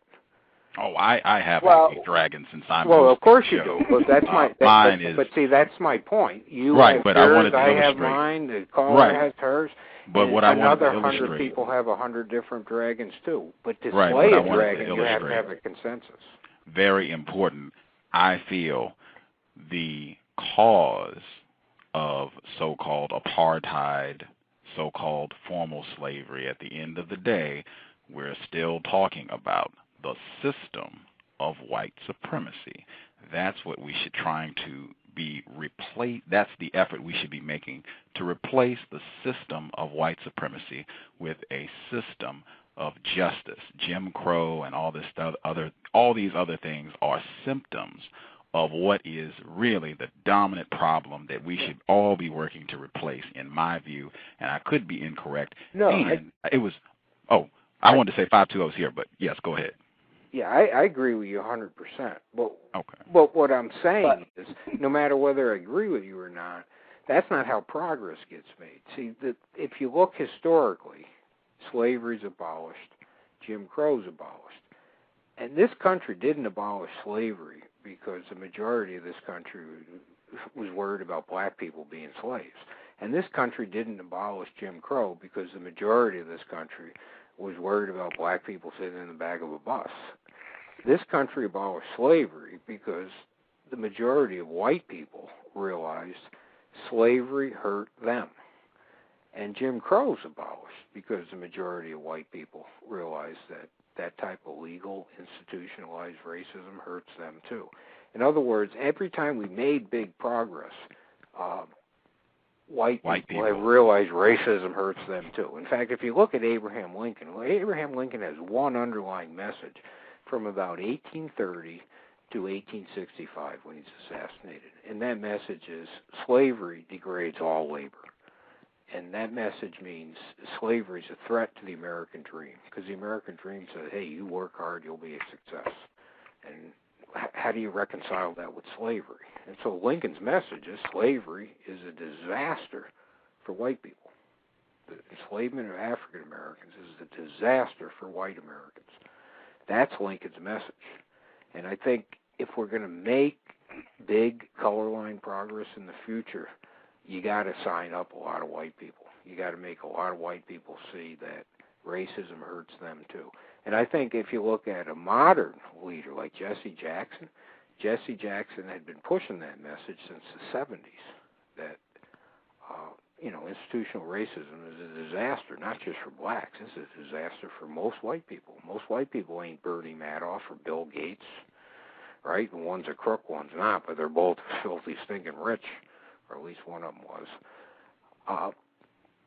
That's Jesse Jackson's message, that racism hurts white people. And that was Abraham Lincoln's message 150 years ago. Slavery hurts white people.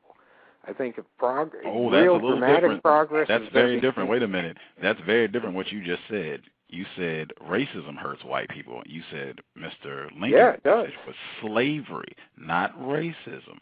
That is a very different thing. Oh, sure. Because you can end slavery and not end the system of racism. No, you can. Why can't you? You can end racism. Racism. You tell. Oh, that's not what I said. I said you can end slavery without ending the system of racism. Well, of course white you could, supremacy. Because it took the Second Reconstruction to get rid of Jim Crow 100 years after slavery died. Of course, that's right.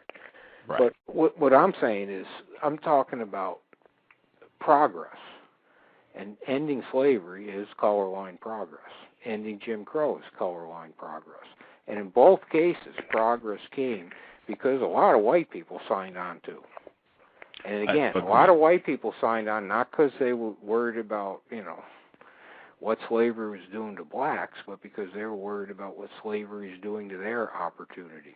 And a lot of white people signed on in the 60s with Martin Luther King and them because they were worried about what institutional racism, Jim Crow, legal racism was doing to, their opportunities in America. Yes, sir. So Can I say this? Sure. I'm Wait a minute. Can I'm we get 520 in? Because I think I did get him back. 520, are you there? He's still not there. Go ahead, racism. RNA. No, I was going to say I am a social scientist and I'm a practitioner. I'm a clinician in the social service arena. I'm also consider myself a traumatologist. And from the field of traumatology and clinical work in the emotional health, behavioral health arena, it is imperative, it is a prerequisite. Telling the truth about terrible events is a prerequisite for restoration of social order and for healing of individual members. Yeah, I'm familiar with that, yeah. And it's my contention that because there has been no opportunities for folks of African descent to tell the truth about the terrible events that we experienced here in America, and I must say for myself, I've been able to trace my ancestral family to a plantation that was owned by the Irish and run by the Irish. My maiden name is an Irish name. So what we've experienced here in America, we have not had an opportunity to heal from the impact of those terrible events. And because we haven't had the impact, the opportunity to heal from that experience, and neither, for that case, have whites, it seems, that the nature of the illness, the trauma and the responses to trauma continue, and then there is still a system in place that penalizes and punishes people for the symptoms that are manifest as a result of the trauma that we have experienced and that we continue to experience. So for me, that does not equate with progress. It just shifted stuff and it just pushed it underground and it put a nice Band-Aid on it by saying, okay, slavery is illegal here, Jim Crow is illegal. However, everything in this system is still designed and set up as a slave system.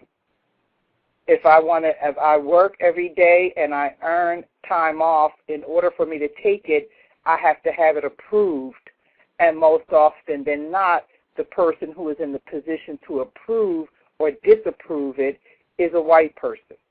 And this is a white person who believes that we're all on equal footing and they've not had a chance to tell the truth about the terrible events that them and their ancestors engaged in, and we haven't had an opportunity to tell the truth about the terrible events, and therefore there's been no healing.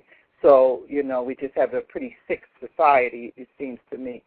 And that's all, I wanted to add to it at this point. Thank you. Zakir, are you there? I don't know what's going on with my switchboard. I think there was somebody on 347.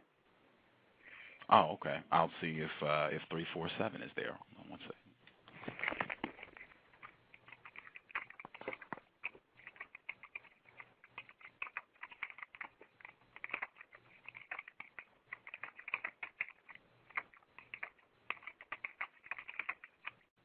Hello? 347, are you there? Peace, you can hear me? Yes. Yeah, this is Nat Turner 187. Oh, right on. Thank you. Thank you for hanging in. I'm glad I was able to get you on the phone this time. My apologies for before. Please do your thing, sir. I thought you was trying to make me the invisible man again. No disrespect. Go right ahead. It's your world. And it's kind of appropriate to, kind of the conversation, just like Sister Havner was just saying, I think that, some of the things that were said in regards to slavery being over, Jim Crow being over, to me, I don't feel like it's over because, yes, the issue is that all of the things that was done was never resolved. There was no repairing done of all the damage that was done over hundreds of years. So, to, have somebody come and say, oh, it's over because what? Because you say it's over? Because Caucasians say it's over? Well, slavery's over because it's over. It doesn't matter what you say or what I say. It's over. And Jim Crow is over, and it doesn't matter what you say or I say. It's over. And that, you can say that that's sham progress, but most people would say it's real progress. And you just have to remember what chattel slavery was like. Chattel slavery, you're a slave, your children are slaves, your grandchildren are slaves, and it's forever. And your family can be broken up at the whim of a master. The master all of that still goes on today. It's done through the courts. Okay? Pardon me? Well, I say it's done through the courts. We got a woman right now who's in Milwaukee, Wisconsin, who's had her child taken from her, okay, and she's in prison with a $24,000 bail, and that's just one case out of many that happens every day. But that's a difference. It's amazing how some people tend, and when I say some people, I'm talking about especially Caucasian people tend to think that just because they say something, that's what it is. That's your reality. Just like looking at this situation in off the coast of Kenya with the Somalians, okay, to Americans or to Caucasians, oh, they're pirates, okay. To me and to other Africans, that's the Somalian Coast Guard, okay, protecting their waterways.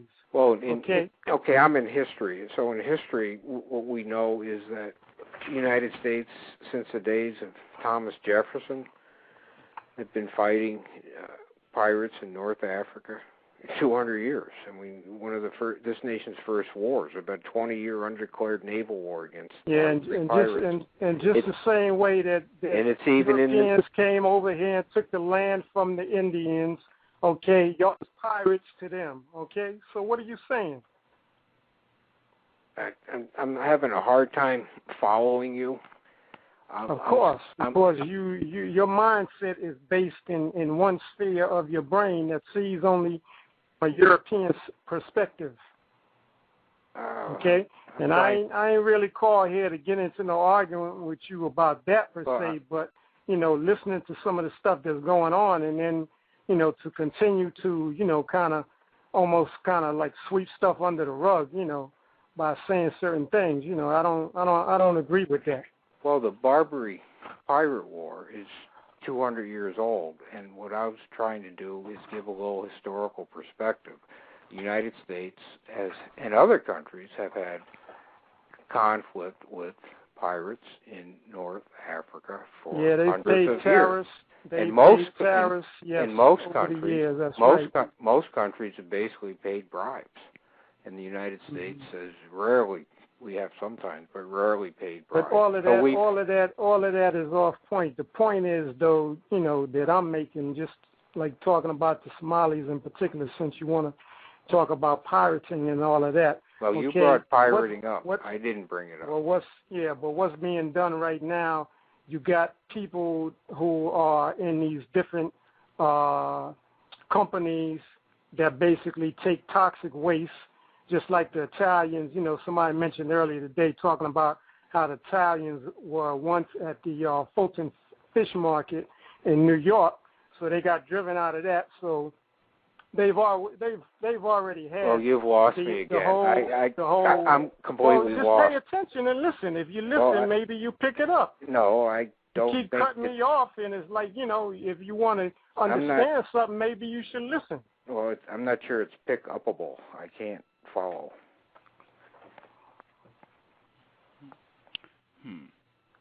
Well, it's not hard to believe because that's the history of Caucasians. You understand that part? No. Of course you don't. Well, I mean, what I'm hearing is rhetoric, but I'm not hearing. Yeah, it's rhetoric to you. Let me ask you something on the issue of the FBI, because some of the stuff you were saying as if nowadays, the FBI is like, it's a big change and things are different, as if Cointelpro doesn't exist. Is that what you're trying to tell people today? Did you hear what I said? That's not what I said. I heard. I'm asking you. That's why I'm asking you. Right, what do you think I'm asking you for? Well, you asked me a yes or no question. Let me explain it again. What my point was about the FBI. The FBI has a good side and a bad side, like a lot of people, a lot of institutions. And a lot of what the FBI does is legitimate criminal work. The FBI has also had a very controversial side where they do political work. And in my course of the last 30 years, I've written like 4 books about the FBI. And I've concentrated on their political side. I looked at the FBI McCarthyism, the FBI and African Americans, and I haven't found much to admire. On the other hand, I will give the FBI this credit. On occasion, at least, and often very begrudgingly, they will investigate civil rights cases.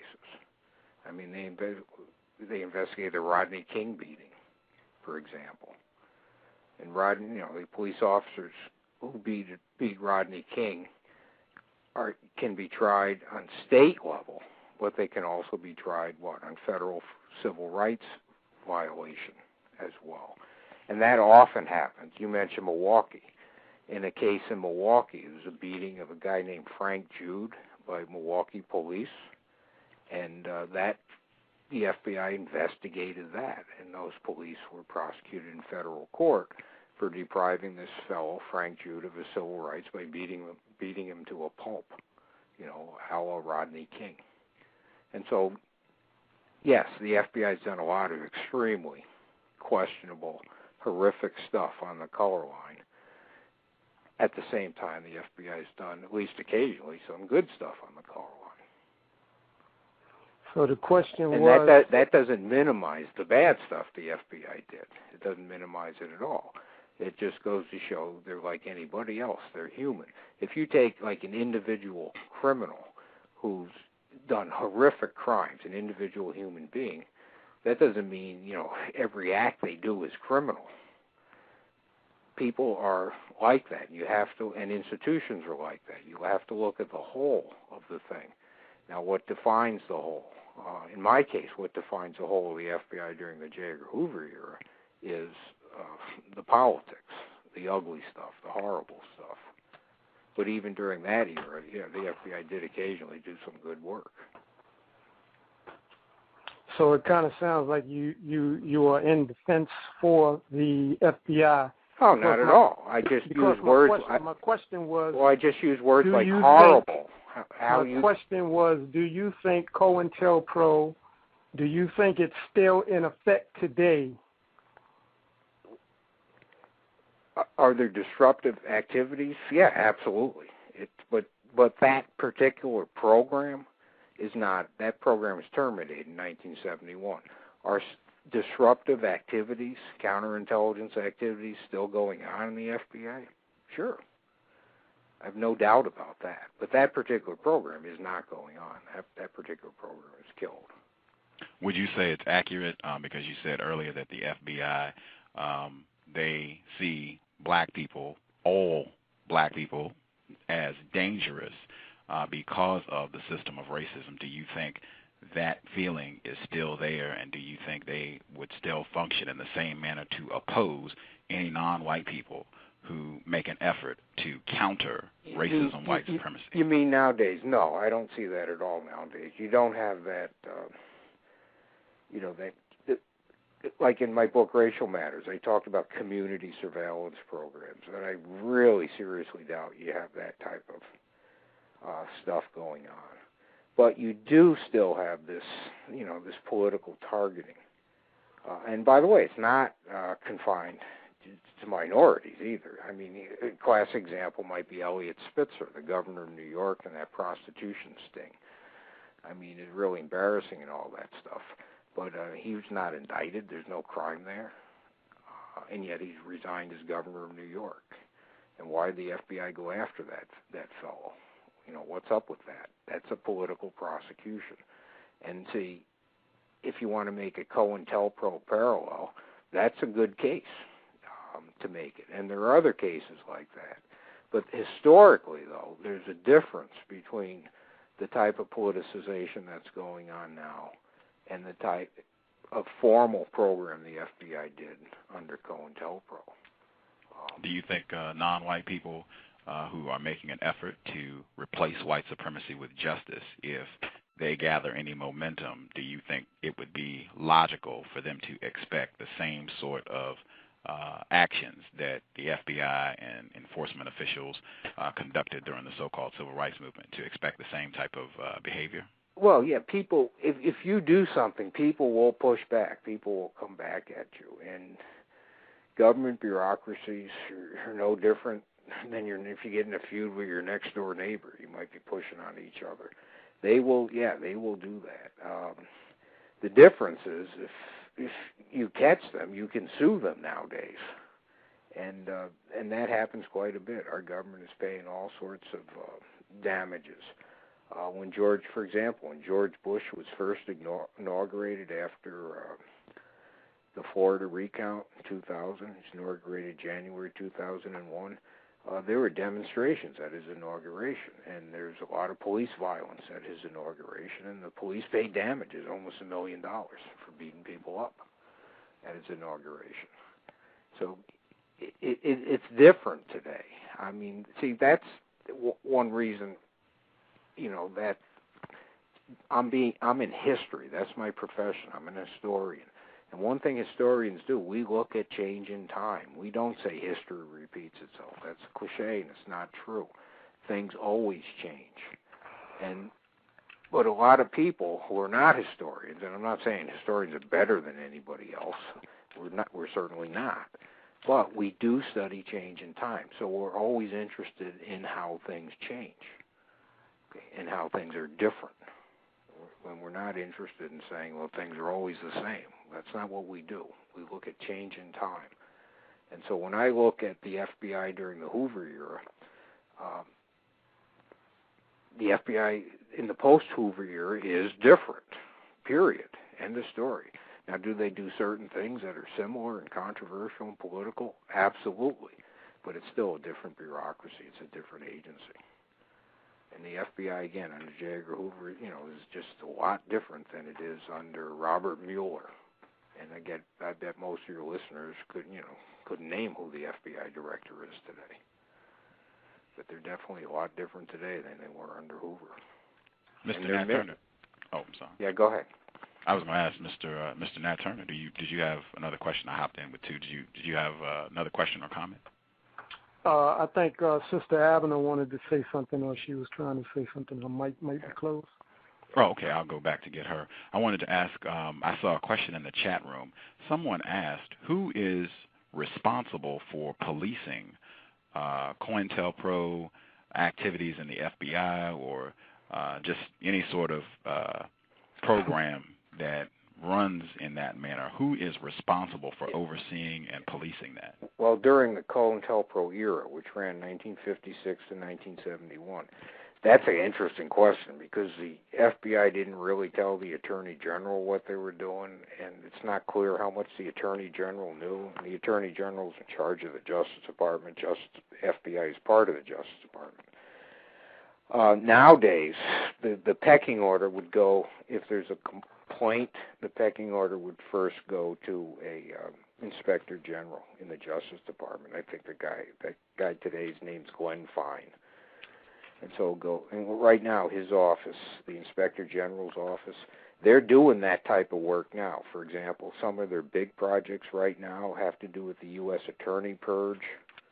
They have to do with NSA warrantless wiretapping, and they have to do with torture, enhanced interrogation at Guantanamo and Abu Ghraib and the CIA's black sites.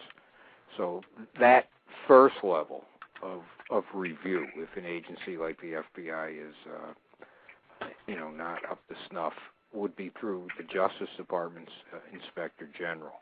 Then you also have congressional committee hearings. You can have a commission appointed to investigate. And also you can have civil or even criminal lawsuits brought against the FBI. And again, the FBI has been sued a lot. We mentioned earlier this evening the Fred Hampton survivors, the families of the survivors and the families of Fred Hampton and Mark Clark who were killed. They sued the FBI and they won. A guy named Donald Rochon, a black man who's an FBI agent, he sued the FBI on the grounds that the FBI, he was an agent, and he sued on the grounds that the FBI was discriminating against black agents. For example, he'd come into work and someone would cut the faces off. He'd have a photograph on his desk of his family, his wife and children, and he'd come into work the next morning. The faces would be cut off, and someone would glue the heads of monkeys on his wife and his children. You know, stuff like that, racism. And so he sued. And so that's another option, you know, the lawsuits. On the other hand, lawsuits usually are a last option. You have to be, you know, really brave or crazy to sue somebody, especially if, you know, a big agency that has a lot of resources. But all these avenues can go through, and sometimes it's not, you know, they don't lead to real good resolutions. I mean, a lot of people had high hopes for Barack Obama, and he's done a lot of amazing things now. But another thing, he sort of punted. NSA wiretapping, the torture issue, state secrets issues, and all sorts of stuff like that. Obama sort of punted. I wanted to check really quick because my switchboard is acting a little funny. 520, are you there? Yes. Can you hear me? Oh, yeah. There you go. Can you hear me? Rock and roll. Yes, sir. We got you. Go ahead. Okay, great. I was just wondering, as far as Marcus Garvey, wasn't his whole goal really about repatriating back to Africa? And why would that concern the FBI if that were the case? I think I have my own answer to that, and that would simply be that you can't practice racism without non-white people. That would be my answer, but I was wondering why they were so opposed to him. And also, with regard to the political aspect of the scapegoating and the welfare cleans and whatnot, really that still goes on to this day, at least in the presidential elections. You heard, Bill Clinton, he talked about ending welfare as we know it, and, Ricky Rector, and even Barack Obama would talk about cold Popeye's chicken and so forth. That kind of thing still goes on, and the scapegoating and whatnot. That kind of stuff still goes on. I was wondering, though, primarily about my Marcus Garvey question. What you thought about that? Yeah, Garvey, he wasn't always pushing the Back to Africa movement, but he did push that in the 20s especially. And by the way, that has some roots. That before the Civil War, even Lincoln briefly signed on to that one. And, Monrovia, sending black people in America, slave and free, back to Africa. So that one has, old roots. And that's one reason Garvey ended up negotiating with the Ku Klux Klan, because I'm sure the Klan wouldn't have minded back to Africa for blacks either. But that's not, the specific issue, back to Africa, is not why the FBI had a problem with Marcus Garvey. The FBI had a problem with Marcus Garvey because he showed the potential of political organization of black people in this country. And so the issue is really secondary. The problem is, black people being organized politically, and that makes them a bigger threat. Okay. Now, the logistics of going back to Africa, that the FBI didn't take that seriously. No one really did. I mean, that's just not going to happen. And that, by the way, is what really brought Garvey down, because it's sort of a ridiculous campaign, and yet he's using the U.S. mail to raise money for that campaign, and that really is how the FBI found an issue, which they could prosecute Garvey on, mail fraud and all that stuff. Oh, also, sir, one other thing. Don't you think, given a lot of the actions that have taken place, don't you think that Barack Obama was installed as a way of lulling lulling the public back to sleep, and that he's really a tool of the racist structure. Well, I don't. Don't you think? Look at the actions that he's taking. He's basically covering for the bankster class, the ruling class.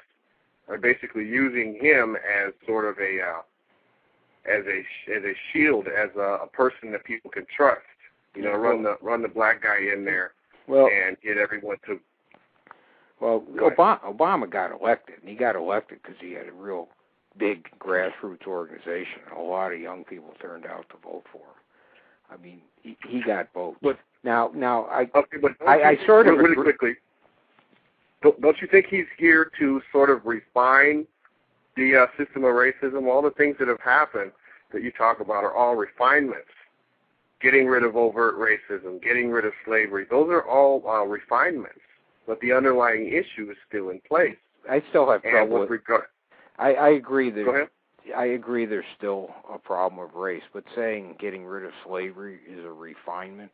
I mean, we had, Civil War battles like Cold Harbor. You had 3,000 or 4,000, Union troops, all white boys dying in like 20 minutes to end slavery. That's not a refinement. That's something that's rather dramatic.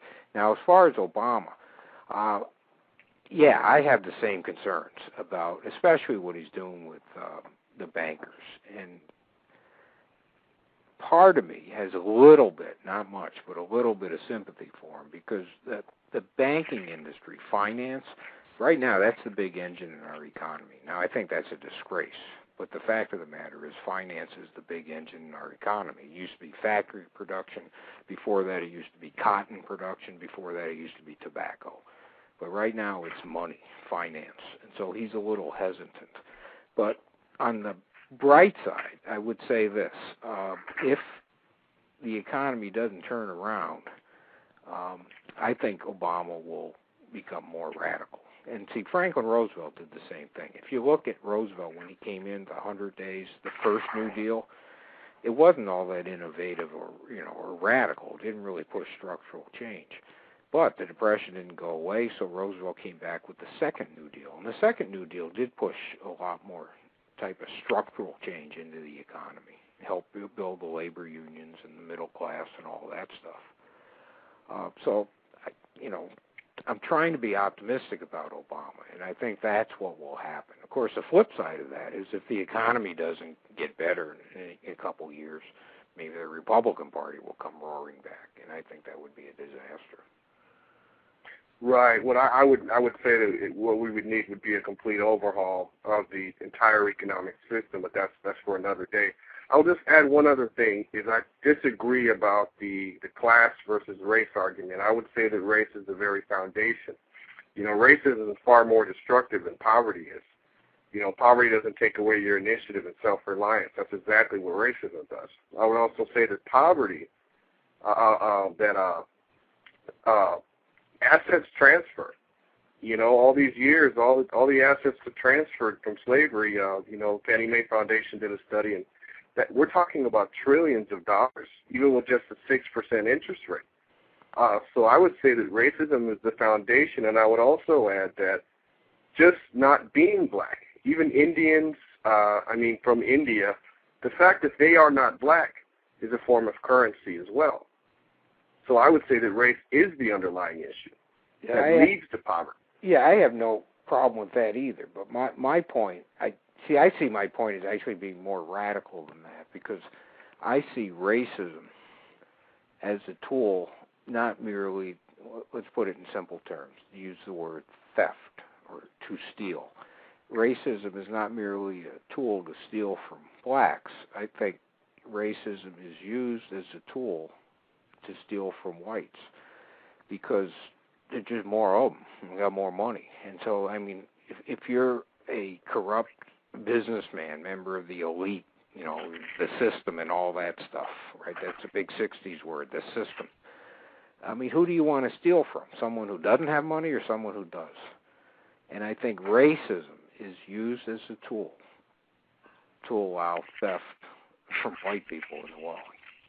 And see, that's why I think Jesse Jackson is one of the, really, truly most radical people we've had around in American politics for a long time, because that's his basic argument. What would prompt a white person? That doesn't make sense, because what would prompt a white person to vote against their self-interest other than race? There's no other. You're saying that it's about money, but it's about race because they're voting against their self-interest. No, let me put it. Go ahead. Let me put it a different way. Take unemployment. Our society defines full employment as roughly 4 or 5% unemployed.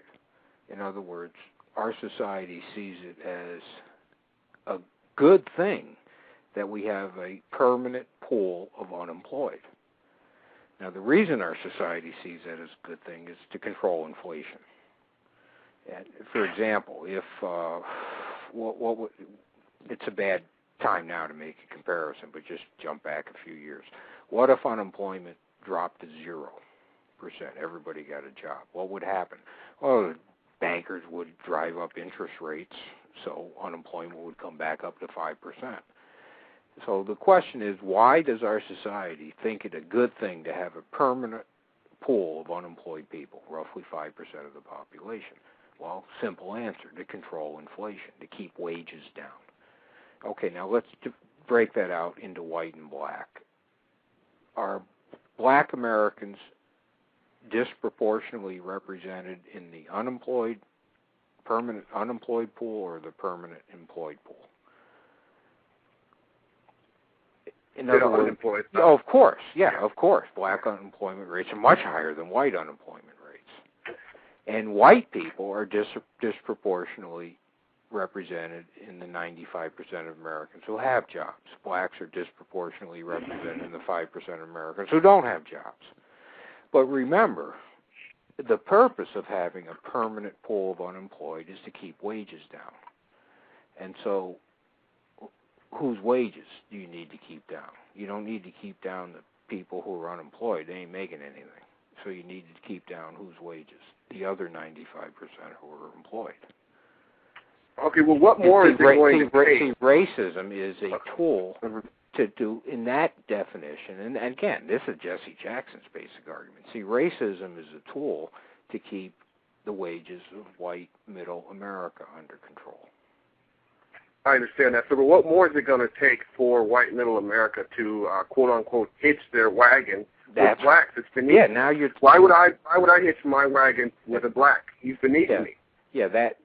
That's right. And see what you just said there. That's exactly my argument. Once white middle America makes the connection that racism hurts me too, then you're going to have some progress on a particular issue, and sometimes even on a big issue like slavery or Jim Crow. But until that comes, the progress is hard to make, because white guilt isn't going to get you very far, especially nowadays, because white middle America, they're not doing so hot now at all. And so white middle American guilt is not going to fly at all nowadays, because the white middle class are under tremendous pressure themselves. The fact that they're not under as much pressure as the lower classes, that's really irrelevant. White middle America under pressure is not going to feel the least bit of guilt or the least bit of responsibility about creating a just society. What you have to do is make white middle America see that things like racism, things like crazy wars on terror, adventurism abroad, these imperial adventures, that hurts us. And once that connection can be made, we will have some progress. How much longer do you think that's going to take? And do you think, generally speaking, that the system of white supremacy is on the wane or waxing? I think in the long run it's waxing because of demographics. I think, you look at Barack Obama's election. People say this and that. Pretty much anybody would have won against Bush. He was so bad. The Bush-Cheney regime was just so horrible. On the other hand, George Bush still did real good among white voters, but he didn't do good among white voters under 30. And he still didn't win. He still didn't win the majority of the white vote. No, he did. In spite of all. No, he won. No. Barack Obama did not win the majority. That's of the what white I just. Yeah, that's what I just said. Okay, I thought you said he did. No, he won it for white voters under 30, but he didn't do well at all among white voters total. Okay, so why did Barack Obama win? Well, because George Bush is so bad. I mean, pretty much anybody could have beat him. But the other thing is demographic changes, and they are coming, and they're global. They're not just us. Demographic changes are global. But one thing, if people pay attention to globalization in the world economy, a lot of these wheelers and dealers in the world today, a lot of them are white, but a lot of them are not white, too. I mean, greed is greed. That I think you have a small group of what I would call buffers. If you look at China, they have over 1.2 billion people, but 0.2 billion of those people are the ones that actually have money. The other billion live in abject poverty. Yeah, I have no problem with that. But I'm saying if you look at the wheelers and dealers in the global economy, they ain't all white guys. That's the nature of globalization. And China's a perfect example. China basically owns us now. They bought so many. You did say, I just wanted to clarify, you did say you think the system of white supremacy is waxing.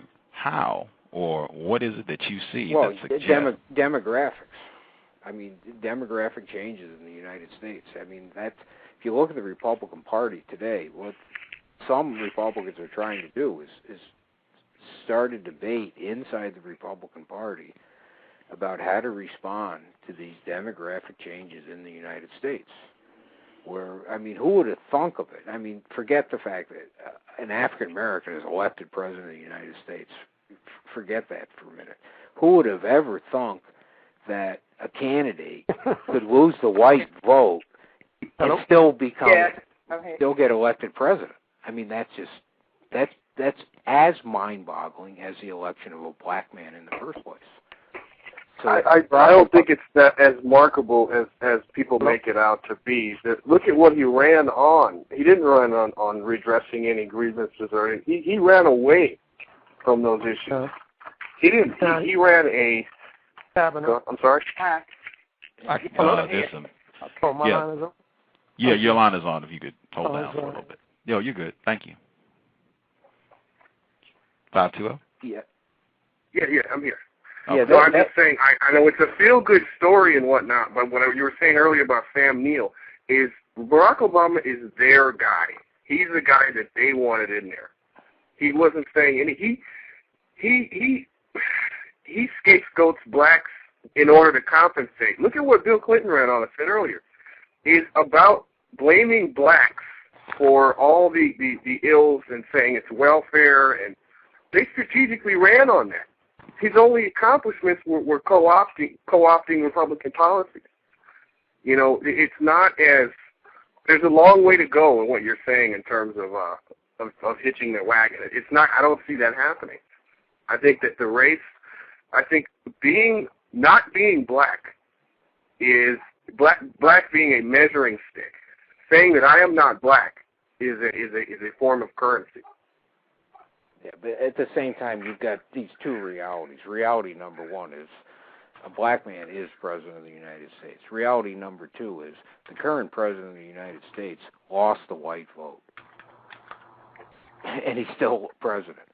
And so as an historian, I look at that, and the big thing that jumps out at me is some big demographic changes going on in the United States. Well, what does that mean for blacks? The fact that there's a black face in a high place. It means more to whites than it does to blacks. Because to whites, it's a way of forgiving for all the ills of the past. I don't want to hear about them anymore. For blacks, it's okay. It has really no impact, really at all. Well, I don't know. I mean, not for me. I can't speak for blacks. I like to say that Obama lost. There's no tangible impact. Yeah, but again, what historians do, we look at specific things. Obama lost the white vote, but he got like 98% of the black vote. So. See that. I understand that, but see, that's kind of a catch-22. If blacks hadn't voted for Obama overwhelmingly, they'd have been accused of being crabs in a barrel. You guys have a chance to When you're old in the White House, you can't even stick together. Here's another fact. Obama would have been elected president with no black votes. He still would have won. I'm not sure I agree with that. Hold on one second. I didn't feel like I got the question answered. If my understanding is correct, waxing means getting stronger. So I never really felt like I got it clarified as to why Dr. O'Reilly feels the system of white supremacy is getting stronger. I misunderstood you. I thought you said waning. Okay, so do you feel it's getting? So do you feel it's getting stronger or getting weaker? I would guess it's getting weaker because of demographics and globalization. I mean, the world is not predominantly white. White is not a dominant. It never has been. That's right. Yeah, That's right. But we've never had the degree of globalization in the world economy that we're having in the last 20, 30 years. And so I think that is, in other words, racism for a lot of the true wheelers and dealers in the global financial markets is, gets in the way. It's a handicap. So I think overall, it's global white hegemony is on the decline. I don't think it'll fracture and break anytime soon, but it's not as strong as it's been. Well, wouldn't that be based? I think it's based on military or violence, because I think as that begins to wane, I think you'll see a leveling out. For example, with the whole pirate issue, we know that is just those people were overwhelmed by military force. So I think what enforces what you see around the world, what enforces is the military. That backs it up. So I think that it's going to be proportional to, you have deceit and you have violence. Those two things have to work in harmony for the system of white supremacy to continue. Would you agree with that, sir? I'm not sure. I would. The violence is, often counterproductive. I mean, you can take an incident which, on its own terms, now symbolically, I can agree with you, but on its own terms, you have this teeny tiny incident that can be solved by Navy SEAL snipers. At least this one, abduction of a captain of a ship. But, I mean, violence ain't working out so well in Iraq. It ain't working out so well in Afghanistan. And if we had responded, and violence wouldn't have even worked out so well for Al-Qaeda on 9/11 if we hadn't responded in such a loopy way. Violence is not necessarily a useful tool for any hegemony. It can be self-defeating, self-destructive. I mean, violence, you can make a case today that violence has brought America to its knees and that we're overextended. Well, it's not at its knees, because if it was at its knees, it wouldn't be able to send out all these Navy ships. There are thousands of bases all over the world, and that's going to be here for a long time. And we've got MREs, meals ready to eat, dug 200 feet under the earth in about, I think, 6 or 7 nations right now. And that's in addition to about 700 bases and maybe another 200 in Iraq and Afghanistan, and an unknown number, but probably no more than 30 secret bases in the world. But see, that's the point. The point is that type of extension of military power and devoting $1 trillion a year to a defense budget, and our defense budget is roughly $1 trillion a year, because only about half of it's actually in the Defense Department. Like the Department of Energy carries nuclear weapons costs, and so we have defense spending spread out in a whole bunch of different departments. So when you hear, there's no disagreement on that. All the people in Congress, they all agree about that. That doesn't matter. That's not going to change. It doesn't matter what they agree on, what they don't agree on. The point is a simple one, and it's called overextension. And it's no different than you and me in our checkbooks. We have to have more coming in than we have going out. Otherwise, we go belly up. And eventually, if you spend too much on the care and feeding of the empire, you spend more caring and feeding the empire than the empire is earning, you're going to go belly up. And historically, that's pretty much happened to every empire, going back to Alexander and the Romans and so forth, and the British in the 20th century. Eventually, the cost of imperial adventure outweighs any possible benefits, and you go belly up like a dead goldfish in a bowl. And the United States, we're pretty big, we're pretty resilient, but even the United States can't do this indefinitely. Now, the military themselves have a phrase for this, and the military calls it the tyranny of numbers, and that the military itself is well aware that you can't consume, whatever it is, how many gallons of gasoline they're going through a month, 350,000 gallons. You can't do that indefinitely. You can't indefinitely eat up all these resources. Dwight Eisenhower and C. Wright Mills called it the military-industrial crisis or complex. Khrushchev in Russia, he called it the steel eaters. And it all comes back to the same thing. Eventually, we'll get overextended and it'll blow up. Now, what has this got to do with race? What do I think it has to do with race? Well, hold on a second. I wanted to. Dr. Riley, were you finishing your statement, or? Yeah. Well, I mean, that was just a sort of a rhetorical question. Oh, okay. Yeah. I wanted to check because I think two other people are still on the line here. Did anybody else have a question or comment? I was just going to say that Obama serves as a similar figure, similar to neocolonialism right now. So the whole aspect of the relationship of the conditions of black people here, who are the most oppressed in this country. His selection, as I call it, as opposed to an election, is where we are, and so just many of the things that Mr. Riley has said, I kind of disagree with, but that's my point. Oh, sir, I had a question, Mr. O'Reilly. Sure. Dr. O'Reilly. Mm-hmm. Still there? Yeah, I was wondering, will we ever see a time where non-white people across the globe would have some form of self-determination, being able to control their own resources, et cetera, and will this take place after the hegemony ends? Do you see that actually taking place? Because if we're honest with ourselves, nations do not have control over their own resources. Yeah, again, I'm in history, so we go back. Woodrow Wilson, World War I. After World War I, the big thing was a concept called self-determination.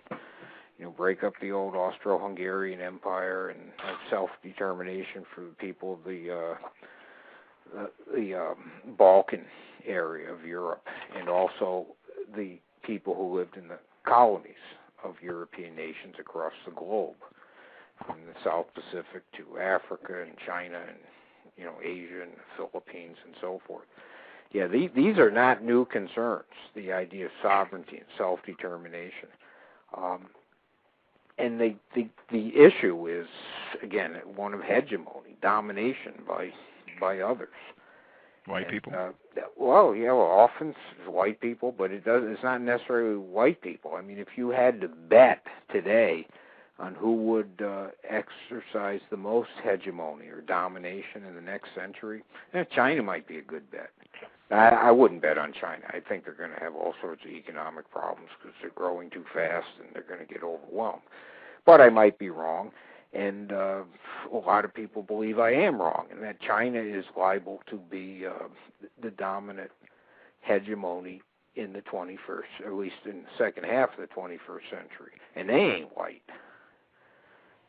Right. Well, and so, I mean, who knows? Well, let me just be clear that Go ahead. I'm not in favor of any system of mistreatment, be it a Chinese system of mistreatment. Well, me neither. I'm just saying that there has to come a point where justice is in place, where people are able to like you said, determine their own destiny, and that's not taking place right now. Yeah, it's. The other gentleman talked about the toxic waste being dumped in Somali waters. You have the crippling sanctions in Zimbabwe. You have the situations all over that are just, the truth never comes out. The average white person doesn't understand what's going on in Somalia or Zimbabwe. All they know is that there are a bunch of black people there that have no ambition or all have AIDS. So controlling the average, Yeah, well, I mean, that's if you break that down to the lowest common denominator, that's a big problem in our country today, and it's a global problem too. In that we have a mass consumer culture, and so we like those, itty bitty, easily understood, soundbite stories. And what's the soundbite story this week? Black pirates, right? And U.S. Navy SEAL heroes who killed them. Is that overly simplistic and in fact a ridiculous caricature of what's going on in that part of the world? Absolutely. So why do we push that in our media? Too. Well, of course it is, and that's the problem. We have this mass consumer culture that tends to steamroll other people, and it also tends to deaden ourselves because we don't get a presentation of what's happening, heck, on our own block often, let alone halfway around the world. Instead, we get these cartoon histories, like the one we're getting this week about this pirate episode in Somalia. I wanted to check with anybody. Take last question here. Nat Turner, did you have a last question or comment? No, I'm good, brother. Oh, okay. Mr. Turner, is that your real name? Or is that a... Right now it is. Right now, yeah. You know who Nat Turner is, right? It's actually Nat Turner 187. Yeah. Oh, so that's your You familiar with the 187 part of it, too? Yeah, absolutely, yeah. Okay. And you know who Gabriel Prosser is then, too, right? Sure do. Yeah. 520, did you... is Abina still here? I just want to check. Abina, are you here? Yeah, I'm here. Okay. Did you have a last question or comment for Dr. Riley? Well, if it's any last comment, I'm very clear that racism is alive and well, and it is not a secret in the lives of African descendants. So while you may assert that there's been progress, that seemingly it is certainly the case, because it certainly seems that there's been progress for white people of whatever ethnicity or background you all come from here in America. There's been progress for you all, yet for folks of African descent and the voices in the margin of whom I represent, racism is alive and well, and it's not a secret. Jim Crow laws are still in place, it's still intact. You just do not see the wounds because they're emotional. And so therefore it's easy for folks to defend, maintain their defenses and their assertions that it just really doesn't exist. Well, my assertion is that the only two assertions I made is that slavery no longer exists and Jim Crow no longer exists. That's your assertion. The third assertion is that racism no longer exists. I did not make that one. Okay, well, slavery, racism, Jim Crow, for a black person, it's all one and the same. And that is the piece that I have a sense that may be difficult for you as a white person to fully appreciate for folks of African descent here in America, but not just here in America, wherever across the globe we find ourselves. They are all part and parcel of the same system of white supreme lunacy. Yeah, well, slaves didn't have no internet. I know that for a fact. Oh, so because we got internet, we free. That's what you're saying? No, what that means is it's different. That's what it means. Different. Very good. No, let me just, wait a minute, Nat. That's very good. It's just different, and that is the point. it's different. It doesn't mean that it doesn't exist. It just means it's different. That's all I've been saying all night. And that's all I'm saying as well. And you know what? Different can be better or worse, but it can't be the same. Mm-hmm. So you can. I don't have a problem with anybody arguing it's worse. My only point is it's different. Okay. 520, did you have a final comment or a question for Dr. Riley? No, I wanted to thank both Dr. Riley and yourself for having this show. It's really great. I really try to catch whenever you're having a show, actually through the code.net and counterracism.com. There's also another website, Black Agenda Report, and I would also like to throw a shout-out to Global Research, the Center for Research on Globalization, also a great website. And thanks a lot. Can you tell us the second website? Because I didn't catch that one. It's called the Center on Research for Globalization. It's globalresearch.ca. Okay. There was another website before that, I believe. BlackAgendaReport.com. Yes. Can you say that again, please? BlackAgendaReport.com. BlackAgendaReport.com. Okay. Do you have a show as well that you want to plug? I'm sorry. Not at this time. Okay. Abina, please plug your show. Oh, no, I want to plug it. It's not a show. You know me. It is not a show. It's a meeting, yo. But based on what Mr. O'Reilly has revealed in terms of the FBI, it's very clear to me that, having a program to support Black people with healing and recovering from trauma, just by virtue of the fact that it's a program that's geared specifically towards the African American population that can be subject to scrutiny, and I could be subject to some of those Cointelpro practices that don't exist anymore. Could happen. Mr. Nat Turner, 187, could you plug your show, please, sir? With a Day of Outrage Radio. That's it. It's, like Sister Adams said, it's not a show per se. We're not trying to entertain nobody, but, we're just trying to bring information to the people. I feel that. Do you have a set time, or should we just check Blog Talk Radio? Usually we're on Tuesdays and Sundays. Sundays at 1 p.m. Eastern Time, Tuesdays at 9 p.m. Eastern Time, and it's usually on a regular schedule. Okay. And thanks for giving a shout out. I passed the word out to folks, and I think some folks came by to check you out. So I appreciate it. I will definitely be in the house to check out some of your future broadcasts as well, because I know you have talked about similar subject matter on your show. So I appreciate the support, and will reciprocate for sure.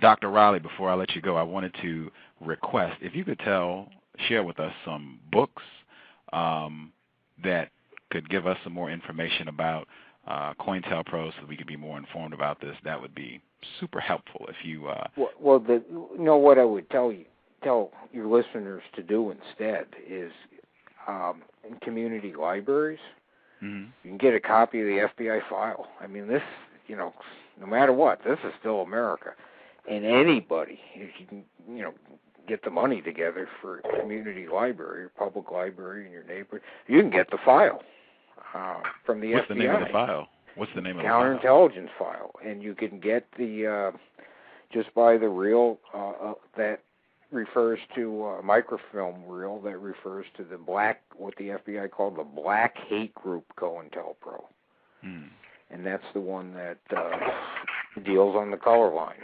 And again, it's mostly Black Panthers. But I mean, you can get books. You can buy my book, and please, everybody go out and buy 10,000 copies of my book. I would love that. Right. But you can get the whole file. I mean, it's not that hard to do. You can buy it from a microfilm company. You can Xerox it at the FBI building. I mean, no matter what, this is still America, and these type of documents you can get. You can Xerox it at the FBI building? Oh, sure, yeah. You go in there, make an appointment, tell them you want them, and they'll do it for you, too. Now, they'll charge you like 10 cents a page. but they'll do it. Wow. Okay. Do you have one book in particular that you think is a good one on the subject matter? On the FBI? Oh, there's just so many of them. But the other than my own books, of course, I always want to plug my own books. There's Richard Powers' biography of J. Edgar Hoover. My professor at Marquette, Ethan Theo Harris, he has a biography of J. Edgar Hoover called The Boss. It's an older book from the 70s, which is an amazing book. And it deals with what happened to the FBI when Hoover died. It's called Just the FBI by Sanford Unger. I mean, there are just so many, really, really good books. And there's a reference earlier this evening, a book I'd like to plug. Someone mentioned The Invisible Man. Ralph Ellison. That book really still holds up so well. It's fiction, it's a novel, but it's one of my favorites. One of the first books I read when I was around 12, I read 3 books when I was like 12 or 13 that really got me interested in doing what I'm doing now. And one was Claude Brown's book, Man-Child, and Man-Child in the Promised Land, Ralph Ellison, The Invisible Man. And the third book, believe it or not, was Truman Capote's In Cold Blood. And those are the first 3 real books I ever read in my life when I was about 12 or 13. That weren't like Hardy Boy books and stuff like that. And that really got me, interested in, doing what I do for a living. So I always plug those books. Okay. I am very appreciative for you hanging out with us this evening. I didn't think you'd have enough time to hang in there. Well, I really didn't, but I did hang in. I am very appreciative. I'm sure our listeners are as well. And we made the interview work even despite my incompetence with the time zones. Again, my apologies, Dr. Riley, for that. That's all right. I had fun, and I like you have spirited audience. I like that. That's fun. It's more fun to argue with people when you can see them face to face, and but you can't do that on the internet and the radio. For sure. Again, Dr. Kenneth O'Reilly, author of Racial Matters and Nixon's Piano. I definitely want to check. I have not read that yet, but I do want to check that out. Thank you again for stopping by on the Cows. Greatly appreciate it. We'll be looking to read your upcoming work as well. Okay, thank you, and I had a blast. Thank you. I had a blast as well. Thank you, sir. Okay, bye-bye. Thank you.